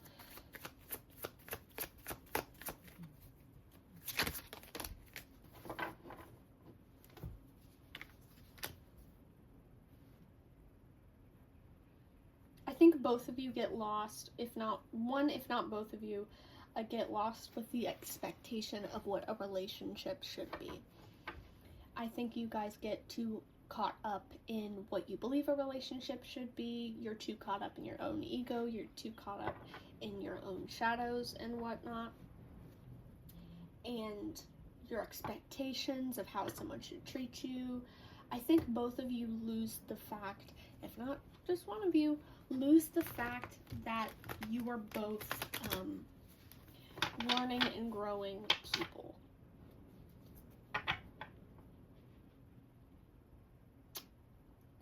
I just know pile 3 is probably going to be there may be more difficult reactions. So to you I say, it's important to remember that you don't have to, just because you pick this reading doesn't mean that things can't change. This is based off of the current energies. Nothing is set in stone. So maybe the relationship may be different when you actually meet this person. If you meet them now, maybe it'll be like this. If you meet them now, if you don't change, it will be like this, you know? It could also be the fact this is a relationship that you don't have to be in, don't have to accept, you know. We all have choice, we all get to make decisions, so if you don't find yourself aligned with this relationship, if you disagree, if you don't want it, you don't have to have it. You know, you get to make a choice. You get to choose whether you're going to be in the relationship or not. So please don't get upset and don't. I know it's very I don't want to say common, but I've seen it a lot when people receive a love reading that is more negative or hard to hear. They kind of get defensive about it, and I completely understand. But it's also important to understand, take what resonates, leave what doesn't. Not everything is meant for you. Things can manifest in different ways. And you don't have to accept this relationship.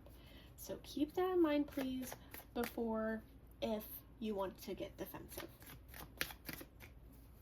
And sometimes relationships have struggle. You know, nothing is perfect. Nothing is cupcakes and rainbows.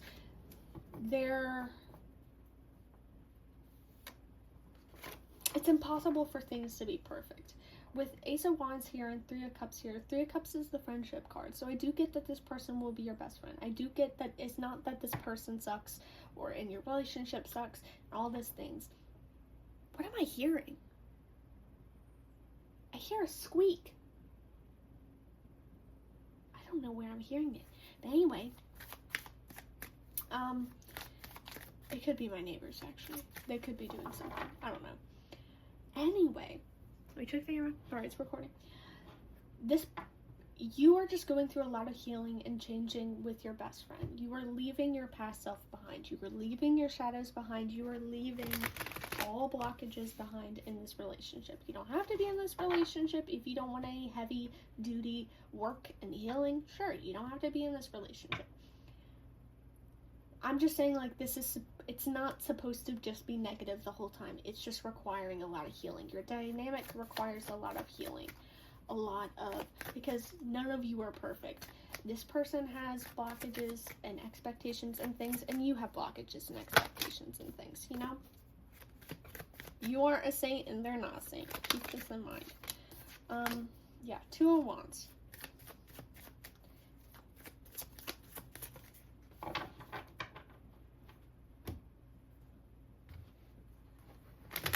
This could be a relationship that needs grounding. That's another thing. Your dynamic with the Devil here and Ace of Wands, very fiery energy. This could be a dynamic that is built off of intense passion and desire and things. So you may feel very attracted and drawn to each other and drawn to the emotional connection, drawn to the chemistry, drawn to all those sorts of things. That it really requires a lot of grounding, realism, and that's why it needs a pause, because I think there could be a possibility that you guys rush into the relationship with this passion in mind that you need to pause and be like, okay, we need to ground this before we crash and burn. There is a reading I've done before that talked similarly about this. I forgot what reading it was, or else I would recommend it to you. I'll look and I'll link it in the description if anyone wants to check that out and see if it resonates or not.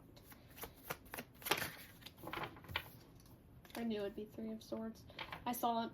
Anyway, yeah, it needs to be grounded. This relationship has the capability of getting so lost into the passion and love for each other that in your relationship, and the fact you can get so deep and you can understand each other on such a deep level and blah blah blah, that you guys kind of lose any groundedness, and you guys kind of get to a point where either you have false expectations for each other, unrealistic expectations for each other, or you guys start hiding things and secrets just to keep things stable.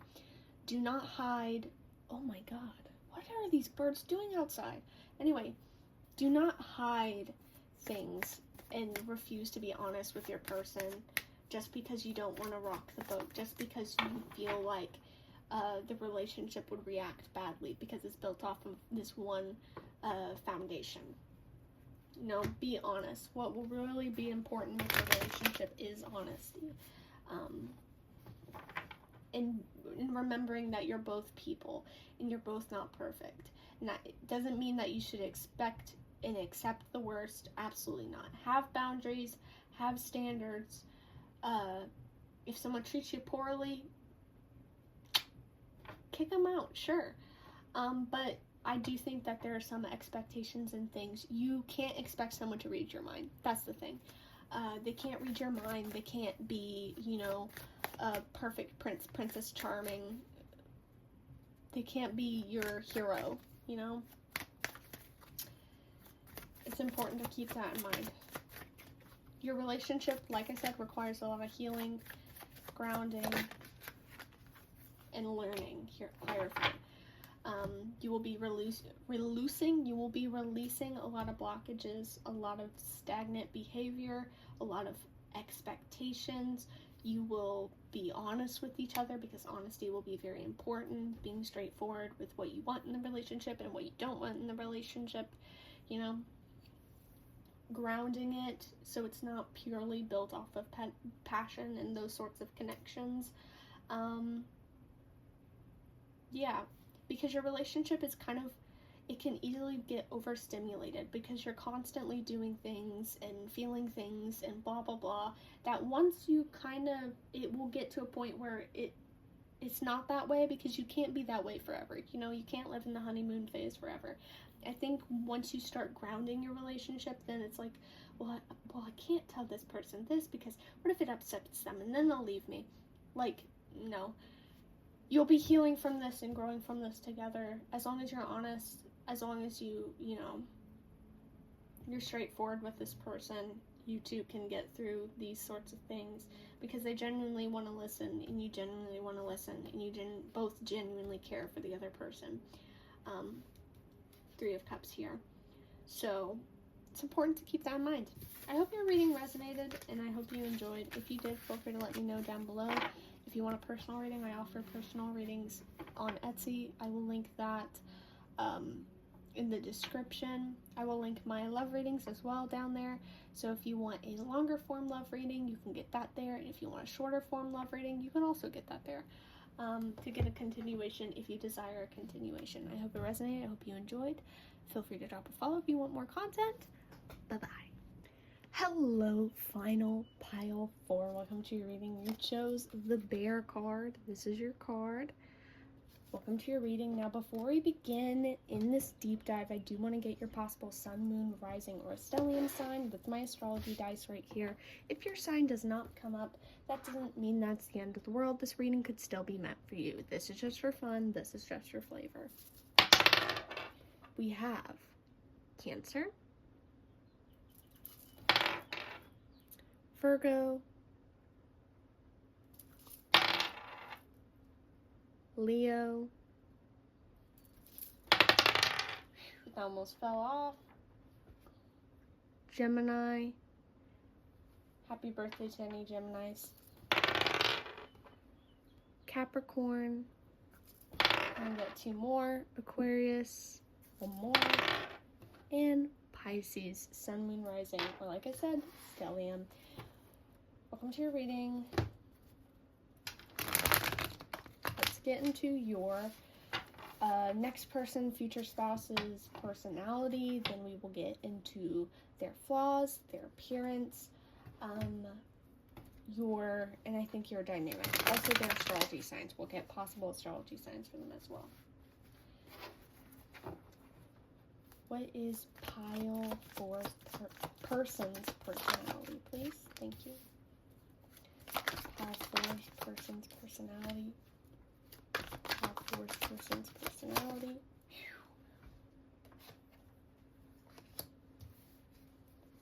Pile 4's person's personality.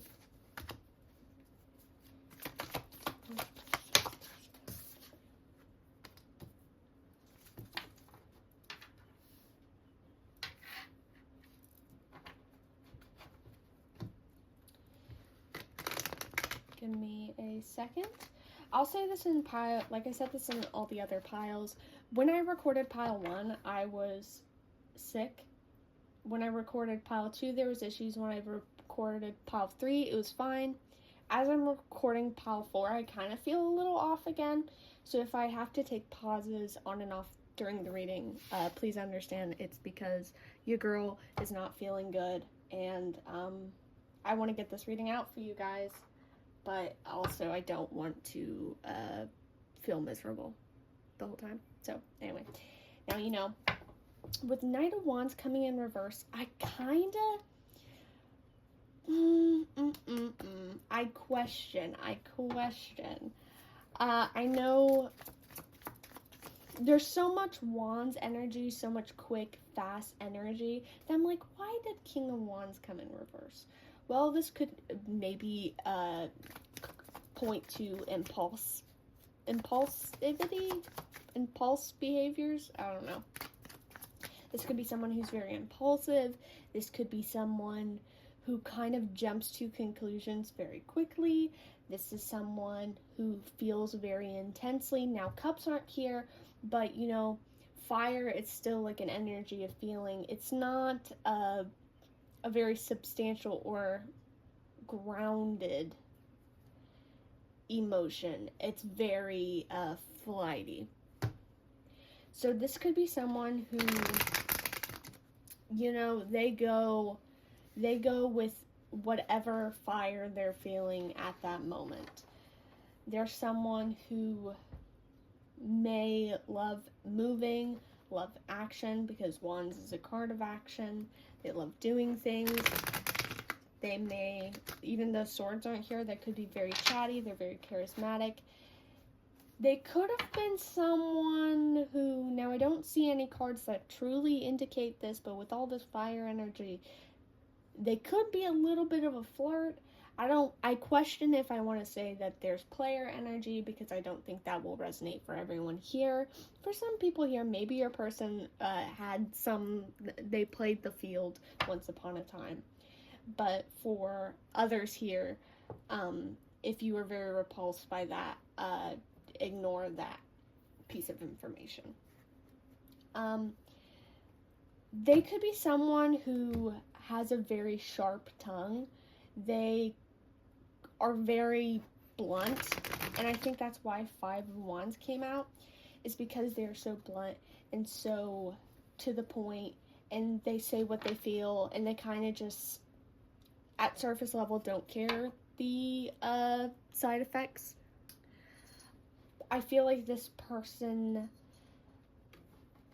they find themselves very misunderstood in a lot of cases because the way they communicate is kind of intense, and people don't really understand, I dropped a card, or get the way this person communicates, because it's not typical. I just hit my head. Anyway, they're not a very typical way of communicating. They could be someone that they could get defensive if someone like attacks their character. They could be very protective of people around them, their family, friends, siblings if they have siblings, and you. They're someone who will metaphorically fight to the death. They're someone who, you know, I don't think they hold grudges against people. They're someone who does not let someone get a second chance in their energy and stuff, because they're like, you know what, you wasted my time the first time, I'm not gonna let you get a second chance. With Three of Pentacles being here, you know, it's not that they're terrible with people. They're good with people. They can interact with people. They're just very unique. The way they communicate is very unique. The way they come up with ideas are very unique. I think they need a lot of grounding in communities that scheme ideas and things. Friendships could be very significant, even though Three of Cups didn't come up. I do wonder if they have some significant friendships in their life. You know, they're someone who is loyal to people till the end. They may be someone who has struggled to accept if a friend of theirs has like a flaw. Like, okay, this person, let's say, morally is against cheating. They're like, I don't like cheating, awful. Why would you do that? You know, they're against cheating. And then let's say a friend of theirs cheated and told them about it. They would find themselves very extremely conflicted, because they love that person. They know that person because that's my friend, but at the same time, they're very, very against cheating. So I think they do have a struggle with what to do in those social situations where someone they're really close to does something that is morally wrong, either against their own morals or just like the whole world morals. They struggle to accept it. Now, I feel like if it's more extreme, they probably will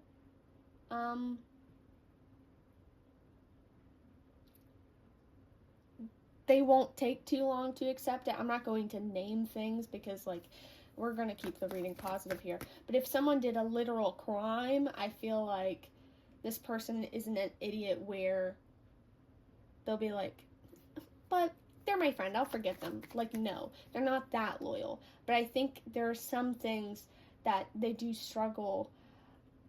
Like, if they... It's like things like if they have someone in their life, like a cousin they're really close to, and their cousin kind of was like being a fake friend to somebody, and they find out and they like that other person, so they're like, yo, what's up, and picks a fight, or like they're torn between wanting to pick a fight to defend that person, but also like, but my cousin would never do that, but they did do that, so they kind of feel very conflicted, if that makes sense.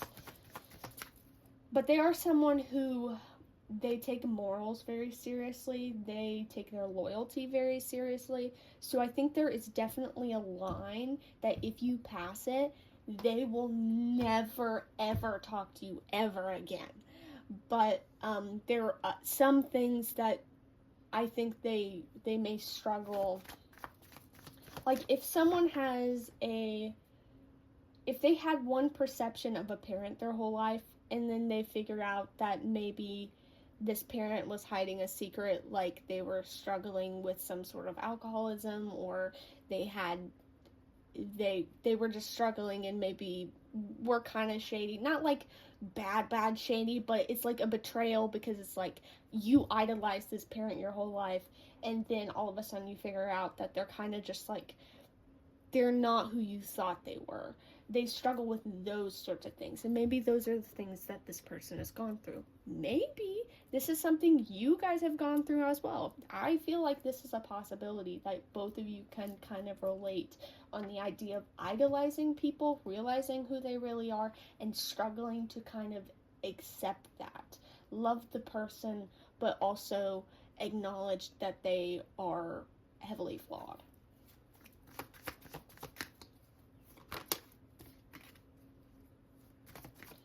I don't think this person with the moon being here, I don't want to say that they can't read social cues, but I think I question their timing. I think they're not someone who can see the big picture immediately. They're not someone who's really super observant. Because there are people who are very observant. They can kind of read social cues, read what's going on in a room, understand or quickly discover if someone's being shady or not. I feel like your person's kind of like, if someone is playing in their face and being shady, if it's in a sneaky way, they probably won't notice. So, but I think that's why you come in. I feel like there has to be a balance. Like, maybe you're the same way, and maybe you both will struggle with this, but I have a feeling a mass majority probably have a better sense of telling who's lying or not, and are able to be like, this person was being rude to you, and they'll be like, what? No. What? But this is someone, like I said, lots of fire energy here. They could be a fire sign.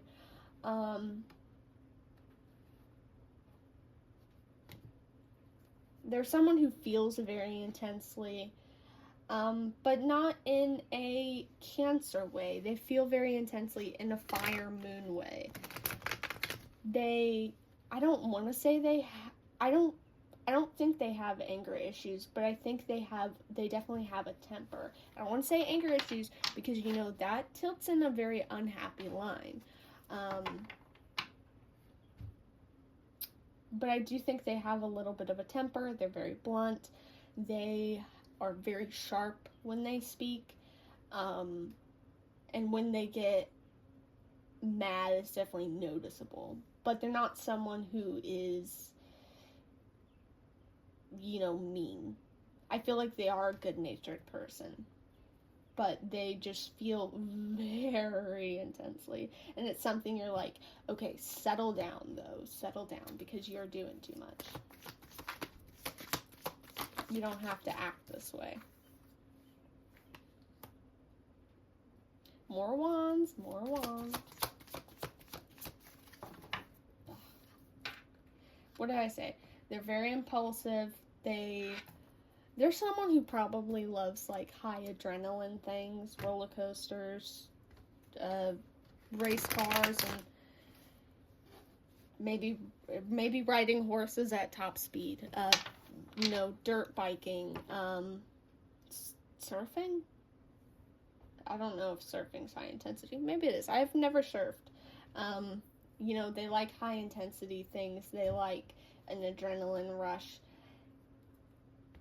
And also, they're not someone who, they like making themselves known. So I don't think that this person will be someone who will wait. They may wait. But I don't think they're someone who will hide their feelings very long. I think because they are so blunt and honest, that if they feel any romantic feeling towards you, they will be very upfront about it. Like I said, they're very flirty, so I think there will be signs anyway that they'll like you because they're so upfront. And they lack a mask. You can read them. You can read them so easily. I don't have an example in my head, but you can read them so freaking easily because they are just an open book. They're so obvious. If they're sad, you know they're sad. If they're mad, you know they're mad. If they're happy, you know they're happy. You know, they are so easy to read.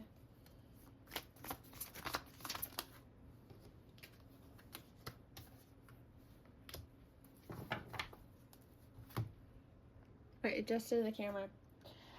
Anyway, with Two of Pentacles right here, this is a scheming card. It's initiation. You're planning ahead. You're looking ahead. You're looking at all the possibilities. This is someone who could be a dreamer. This is someone who looks at the future, takes the future very seriously. So if this person sees the future in you, they'll make it obvious. You know, I don't think this is someone who will date you for like a decade, unless you want to date for a decade and then get married. But they're not someone who you know will waste your time. They take commitment very seriously. They take your time very seriously. They take their future very seriously. They if they don't see a future with you, they won't waste your time. They're not going, just because they like your presence, like your company, maybe like the romance going between you two. If they don't see a future with you and know that's what you want, and maybe know that's what's important to them, they're not going to waste your time. They're going to cut it off and be like, you know, it's not working. But obviously, since this is your person, your future spouse, most likely, I mean, this... they'll make it known. They'll make it very known, very obvious. You know, you're important to me. This connection's important to me. Though reluctantly, I say reluctantly because I think there are some things that they may struggle to release. But they'll change and adjust per your request for the connection. As long as you do the same thing. They're very big on equality because, like, listen, you're not going to have them do all this work and then not change anything yourself. There's someone who will call you out. If you are being hypocritical, if you aren't being completely honest about something, there's someone who, and I think this will annoy you deeply, but if you are hiding a secret, like if you're feeling one way but you don't really want to talk about how you feel, and you're like, oh yeah, I'm fine, they're going to be like, no, you're not. Now, they're not going to force you to talk about it if you don't want to talk about it, but they're basically going to just be like, don't go around saying, oh, I'm fine, I'm fine, I'm fine, when you're not. Just say you're not fine and you don't want to talk about it. That's it. That's all. That's all. That's all you gotta say. So they're very particular. This person, yeah. It doesn't matter. Which is why it's kind of,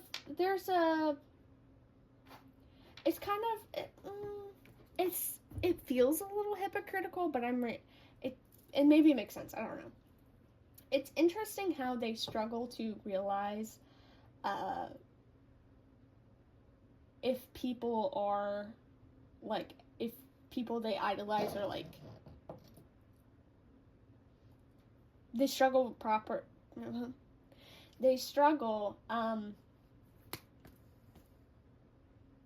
I'm struggling talking.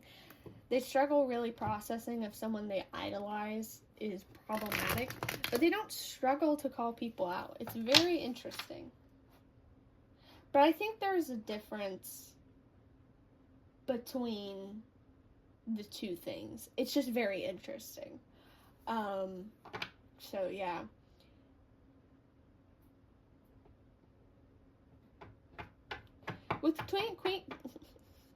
With Queen of Cups here, I do think that they are, and we said that they feel their emotions deeply, strongly, whatnot. I don't know if I want to say that they're empathic. Queen of Cups gives an empathic energy. They have such a fiery, like, their vibes are very fiery, where I'm like, do I want to say they're empathic? They could be. Or they're very sensitive to if people feel negative emotions. I think they will really nurture you, take care of you, make sure you're feeling okay and you're comfortable, and get you whatever you need when you feel sad. I think they really prioritize making sure someone feels okay when they're emotionally unstable, when they're feeling upset, when things are feeling a little cloudy, you know.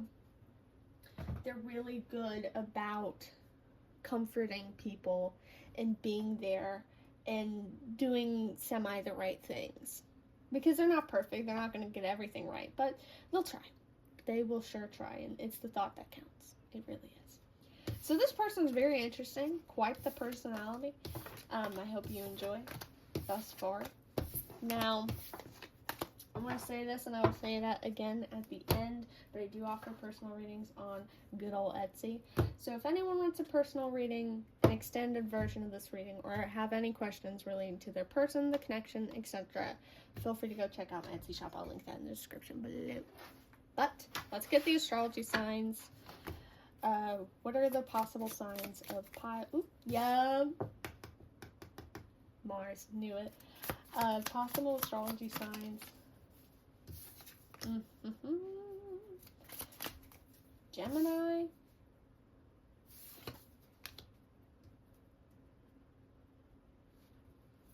It could be a Sagittarius rising. I am a Sagittarius rising. Hello. Maybe they have a Gemini Mars. Now, I mean, that would make sense. I'm more inclined to say they have a fire Mars, kind of based off their energy, but, you know, that's just my own opinion. They could very easily have a Gemini Mars. This is Earth. Right there.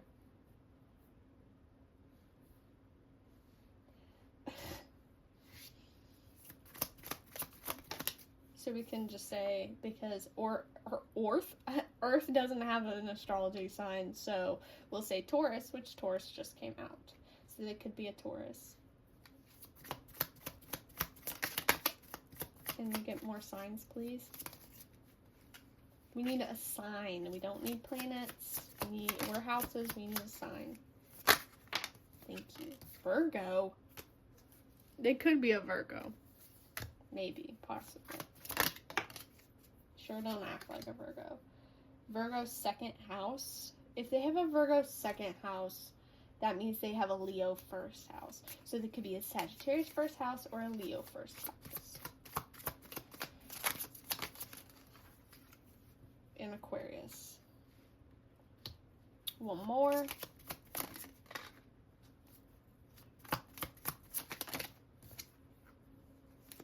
I don't want to take moons typically because I don't really have the meaning of each moon memorized. Libra. Surprisingly, I'm not getting a lot of fire signs, and it bums me out because I'm convinced they're a fire sign. But I'm only getting air. Yeah, air. So they could be an air sign. That does make sense. Air sign can also be, I guess, that way. Jupiter.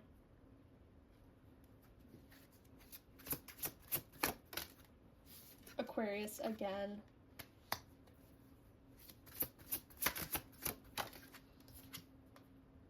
And Pluto. So Pluto can be, oh, I don't know what. I think Pluto is like Scorpio. Jupiter is Sagittarius. And there's Aquarius. Aquarius, Virgo, 7th house.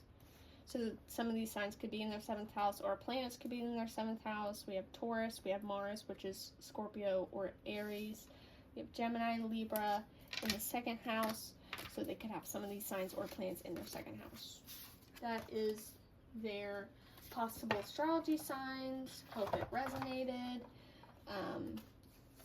Feel free to listen to your intuition. If you're like, you know what, no, I feel like they have a Capricorn placement.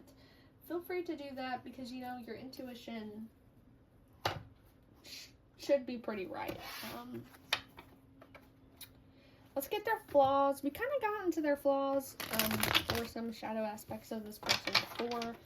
I felt like when we went into their personality, but what is this person's flaws, please? What is Pile 4's person's flaws? Thank you.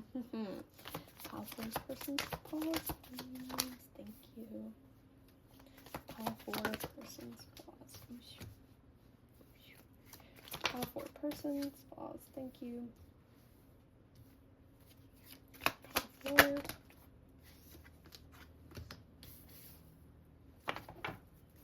Can I get a clarifier for those 2 cards I fill out? Thank you.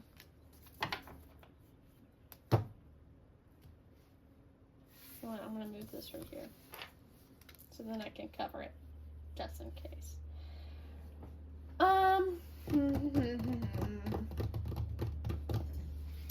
with Page of Swords, like I said, I do think that there's impatience, there is, I almost said responsibility. No, there is this, they're very sudden, they're very impulsive, that's the word.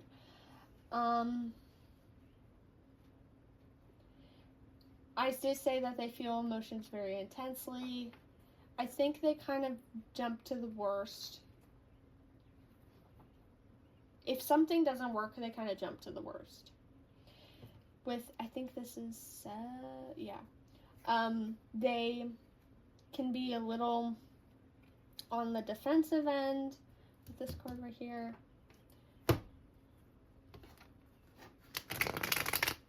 Like if they're in a bad mood and they're feeling attacked, they can get a little defensive. I think they build themselves up in their head, or people build them up, and they create this perception of themselves that they can do a lot of these things that they want to do, and when things don't go good and fail, they have like a crisis. What's the word? Imposter syndrome. They struggle with really realizing if they are all that. They're like, am I really good at this job, or have I just fooled myself for this long? You know? They could have been someone who was very highly praised by their parents, maybe particularly their mother. And so when they get out in the real world, it's like, okay, but did my parents lie? Because I'm not as good as they said I was. I'm not as good as the world built me up to be, you know? Or they could have quite an ego. That's another thing. I think they could have, like I said, they could have built up a perception in their head that they can do all these things. And I think they struggle with realizing that they are not perfect and they cannot master everything first try. Not everyone will like them. And they're not as crafty as they thought they were. So I think when they're feeling sensitive about their ego and then someone criticizes them or nitpicks at a detail about them, they instantly go on the defensive side. And it becomes kind of hard to get to them for a little bit. Because once they're defensive, it's like they build this barrier around them that's kind of impossible to break. I said before, they feel feelings very deeply. They kind of follow their passions intensely. I think they may struggle with the realism with relationships. First of all, they may have been very stupid with relationships. Like I said, there's maybe some player energy. They're very flirty. I think they jump with the passion. They jump with the romance of a relationship. And once it starts getting realistic and things aren't like a honeymoon phase, they kind of are like, did we just fall out of love? No, bud, no.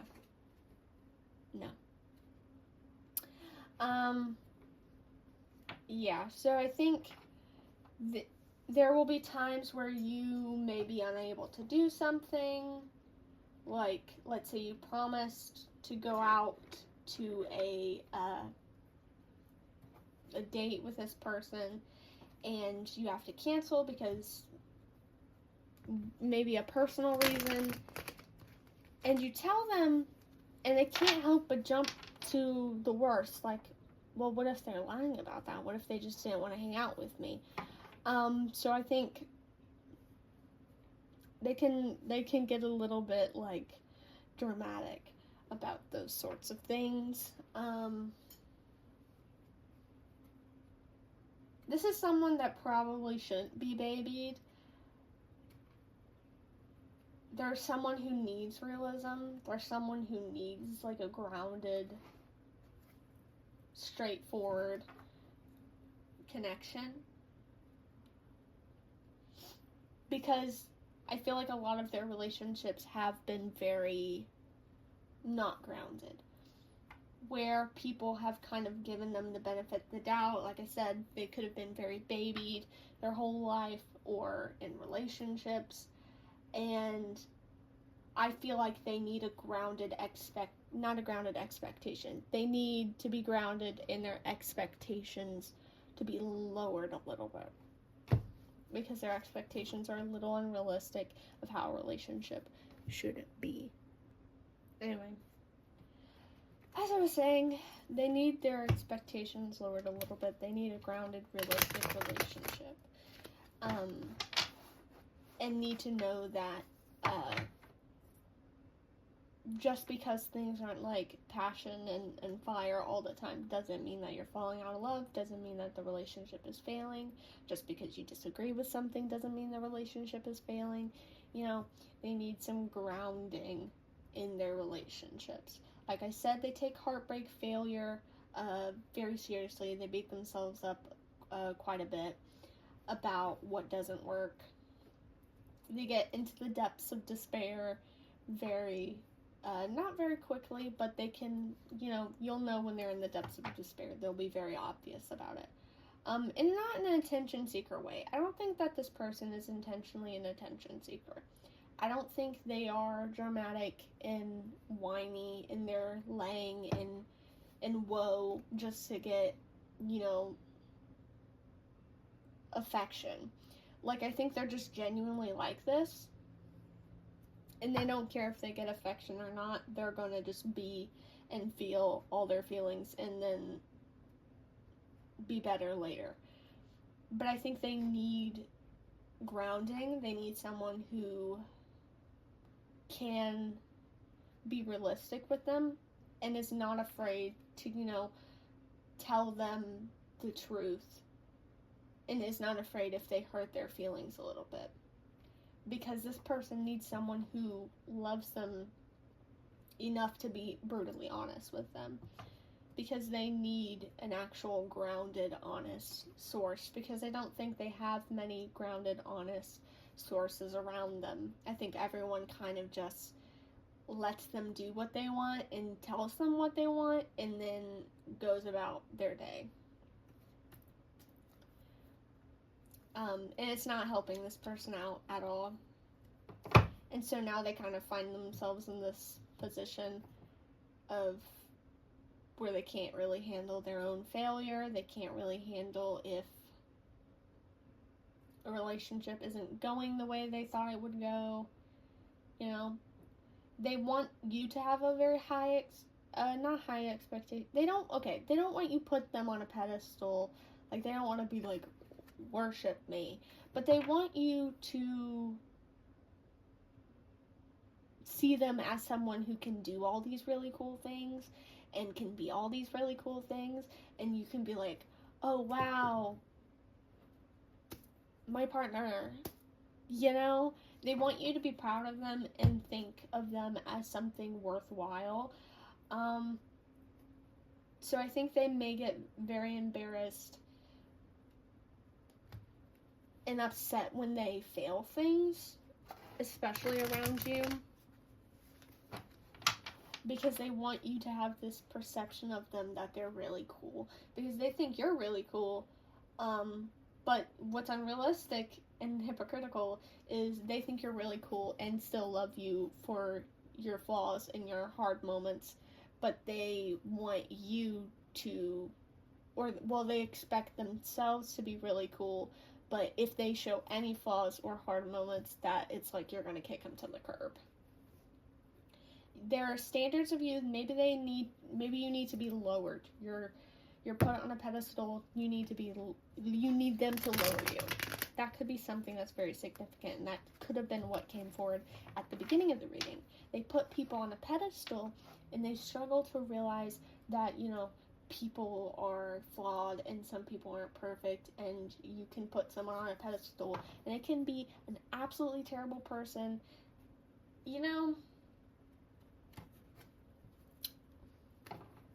So they may struggle with that.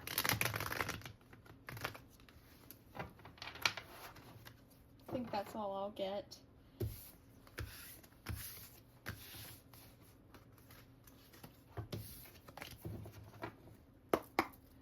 going to go for the final message, the final blow. What your dynamic is. No, wait, we got to get their appearance and then what your dynamic is. What does Pile Force person look like? Thank you. What does Pile Force person look like? What does Pile Force person look like? What does Pile Force person look like?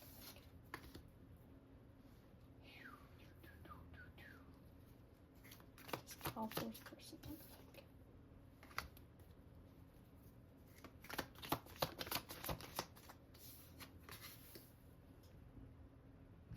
They're still a work in progress with their appearance, which really doesn't make any sense, but that's what I heard. They're not where they want to be physically or with their appearance or how they dress. I think they're still trying to figure out what they like and what they don't like. With Queen of Swords being here, they could have very sharp features. They could have sharper eyes. Like maybe a little more intensity to their eyes. Maybe something more noticeable about their lips. Like I said, they have a very sharp tongue. And that doesn't have to be literally, but it just draws me to their mouth. Like there's something about their mouth. Either the way their lips look, maybe the way they like smile or smirk. Their teeth could be nice. They could have a piercing. You know, the piercing in your gums. They could have that for some people here.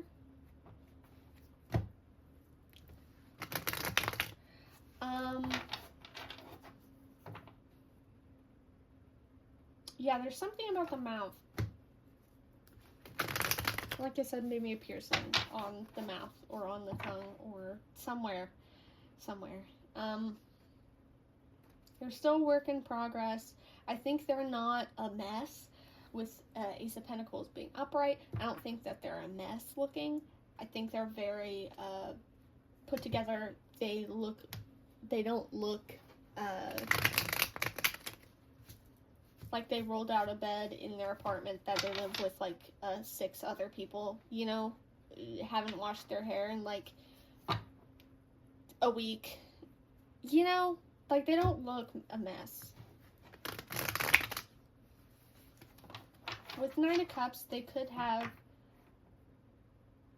it always makes me think of more like oval, but it's weird because it's like there's something sharp about them, but it's particularly making me think of the mouth, and there's something like more softer with 9 of Cups being here.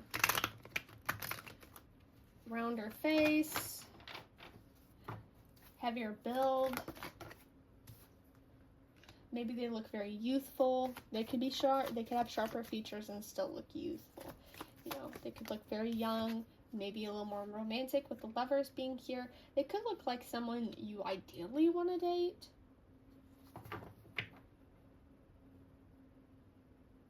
Maybe you two have something similar, like you either have the same eye color or same hair color.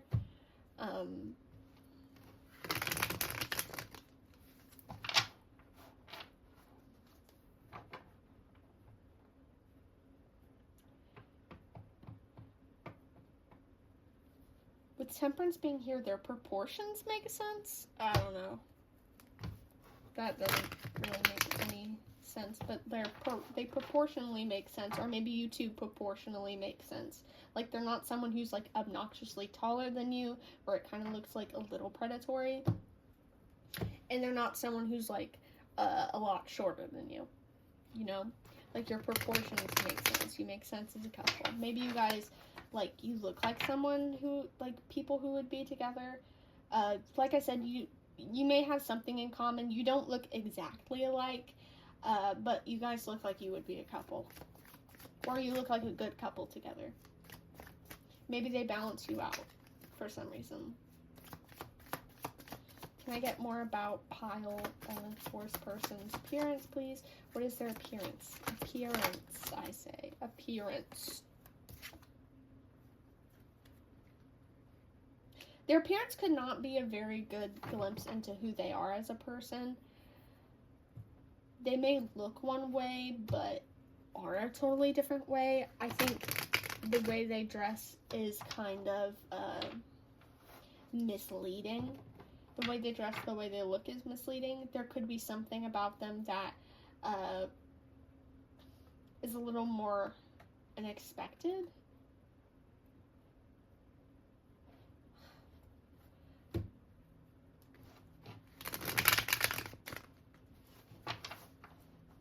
I forgot what the saying was, but is it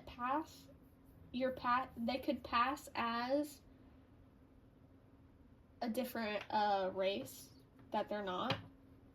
That could be something.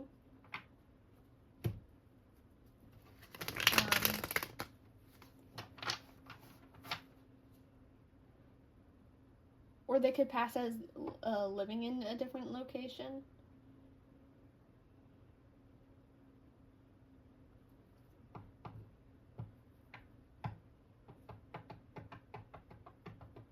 How do I make sense to that? I don't know how you could pass as living in a certain location. Maybe they may have seemingly have an accent where you think they're from one location, but they're not. They just have a weird voice.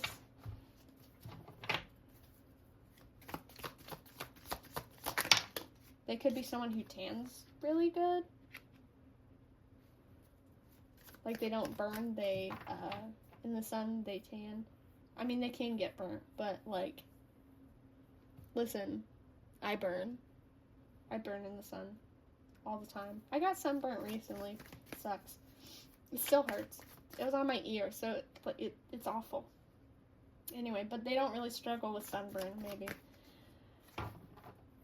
Or possibly. With the hand being here, maybe they have nice hands. Hand tattoo, maybe. I don't think they're like a complete tattoo junkie or like tattoo piercing junkie, you know? And I don't mean junkie in a bad way. I'm like, you know, someone who just has a lot of tattoos and piercings. I keep thinking about the mouth piercing. You know, the one either on the gums in between the top two teeth, or there's something significant about their teeth. Maybe they have braces. Maybe they have, they've had something done to their teeth. Either a piercing, like I said, maybe their teeth has a stain, like natural staining on it.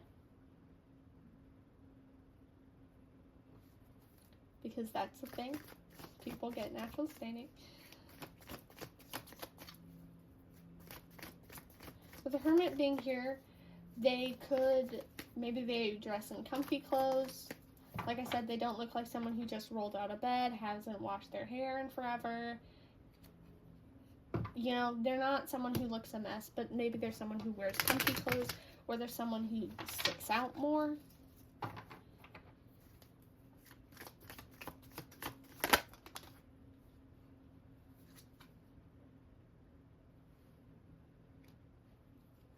Like I said, softer features.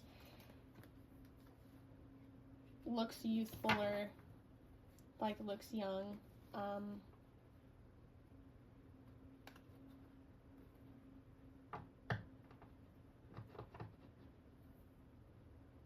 May have really nice hair. Like really soft, really nice hair. That's it. That's all I'm getting.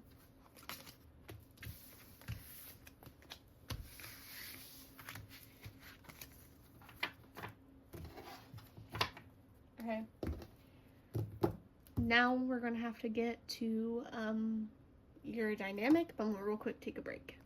Alrighty, we're back. We back at it again, boys. Let's get your dynamic together. This will kind of get into whatever about the relationship, and some of the piles has gotten into, you know, how they met, how that whole dynamic was.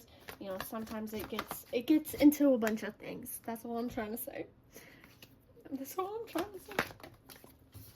Okay. Please, let me focus.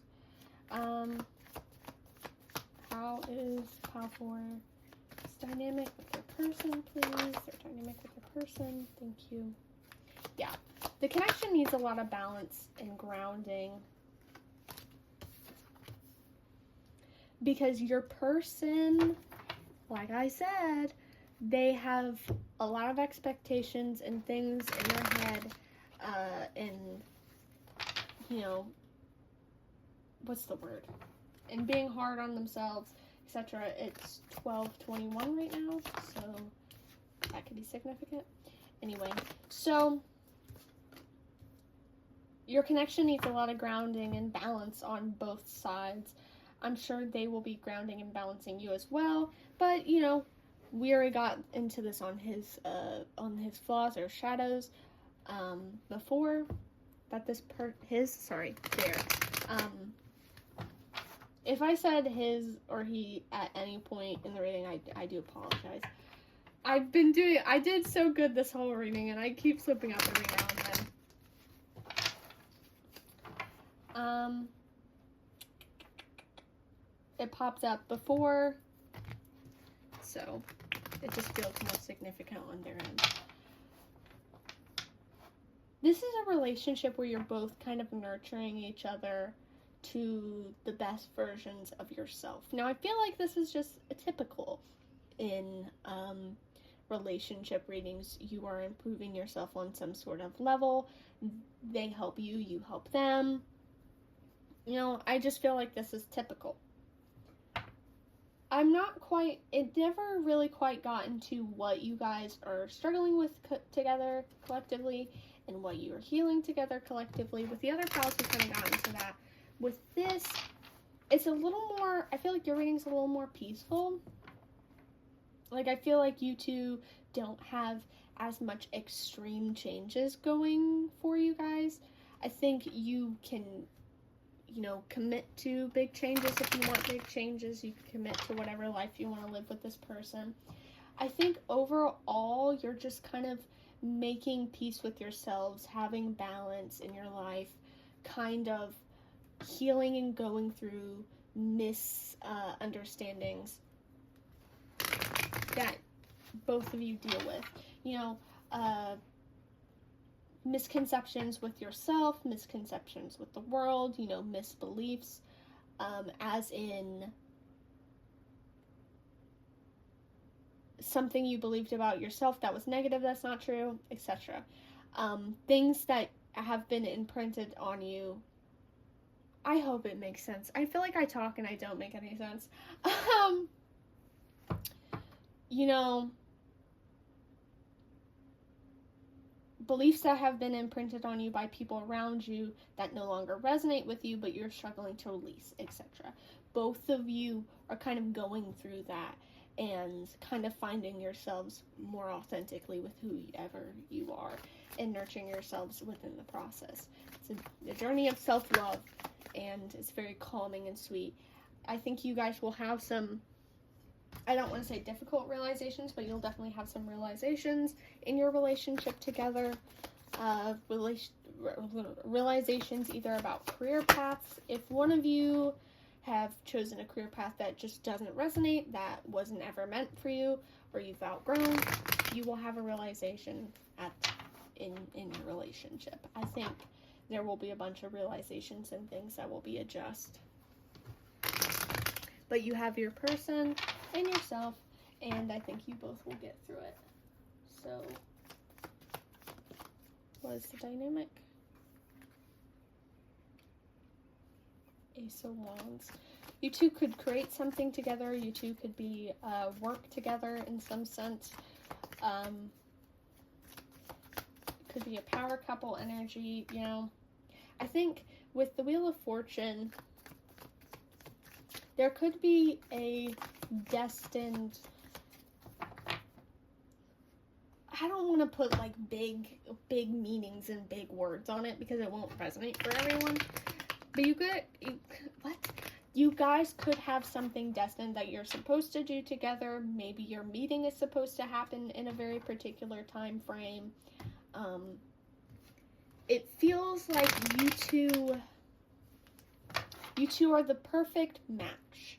You two are able to call each other out when no other person is. You know, I feel like you get to see each other on the deepest levels that no one could ever see you or the other person in. You know, you kind of get each other to a very intense extent.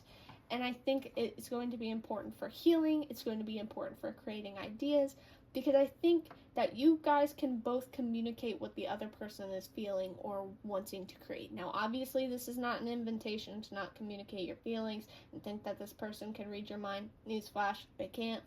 But I think in times where you're struggling to properly say an idea you have, that this person will almost intuitively know, if that makes sense. What else about their dynamic? Okay. Yeah, like I said before, you will be leaving behind past beliefs, past ideas that no longer resonate with you. If there's anything you were holding onto your life that is draining you, you will be releasing that in the connection. You will be starting anew, but in a less intense way, like in the other piles. This person will be basically tempting you to explore and to try things out to an extent you've never dared try out, and you will do the same thing for them. You're both like the confident boost each other needs, you're both the honesty the other needs, etc. That is your reading. I hope it made sense and I hope you enjoyed. If you did, feel free to drop a follow, a like, or a comment if you haven't already. Every single piece of support is appreciated. Thank you so much for everyone who supported my channel, as long as you have. Now, like I said, I do offer personal readings on Etsy. I will link those in the description below. So if you want a personal reading, feel free to go check that out. I have plenty of readings to offer if you want an extended version of this reading, or if you want to ask questions about this person, get into certain aspects of the relationship. We can get into that in a personal reading. I will link those down in the description below. If not, I do offer plenty of other love readings on here, YouTube, so feel free to go check that out if you want more information. Thank you so much for watching. I hope you enjoyed. Bye-bye.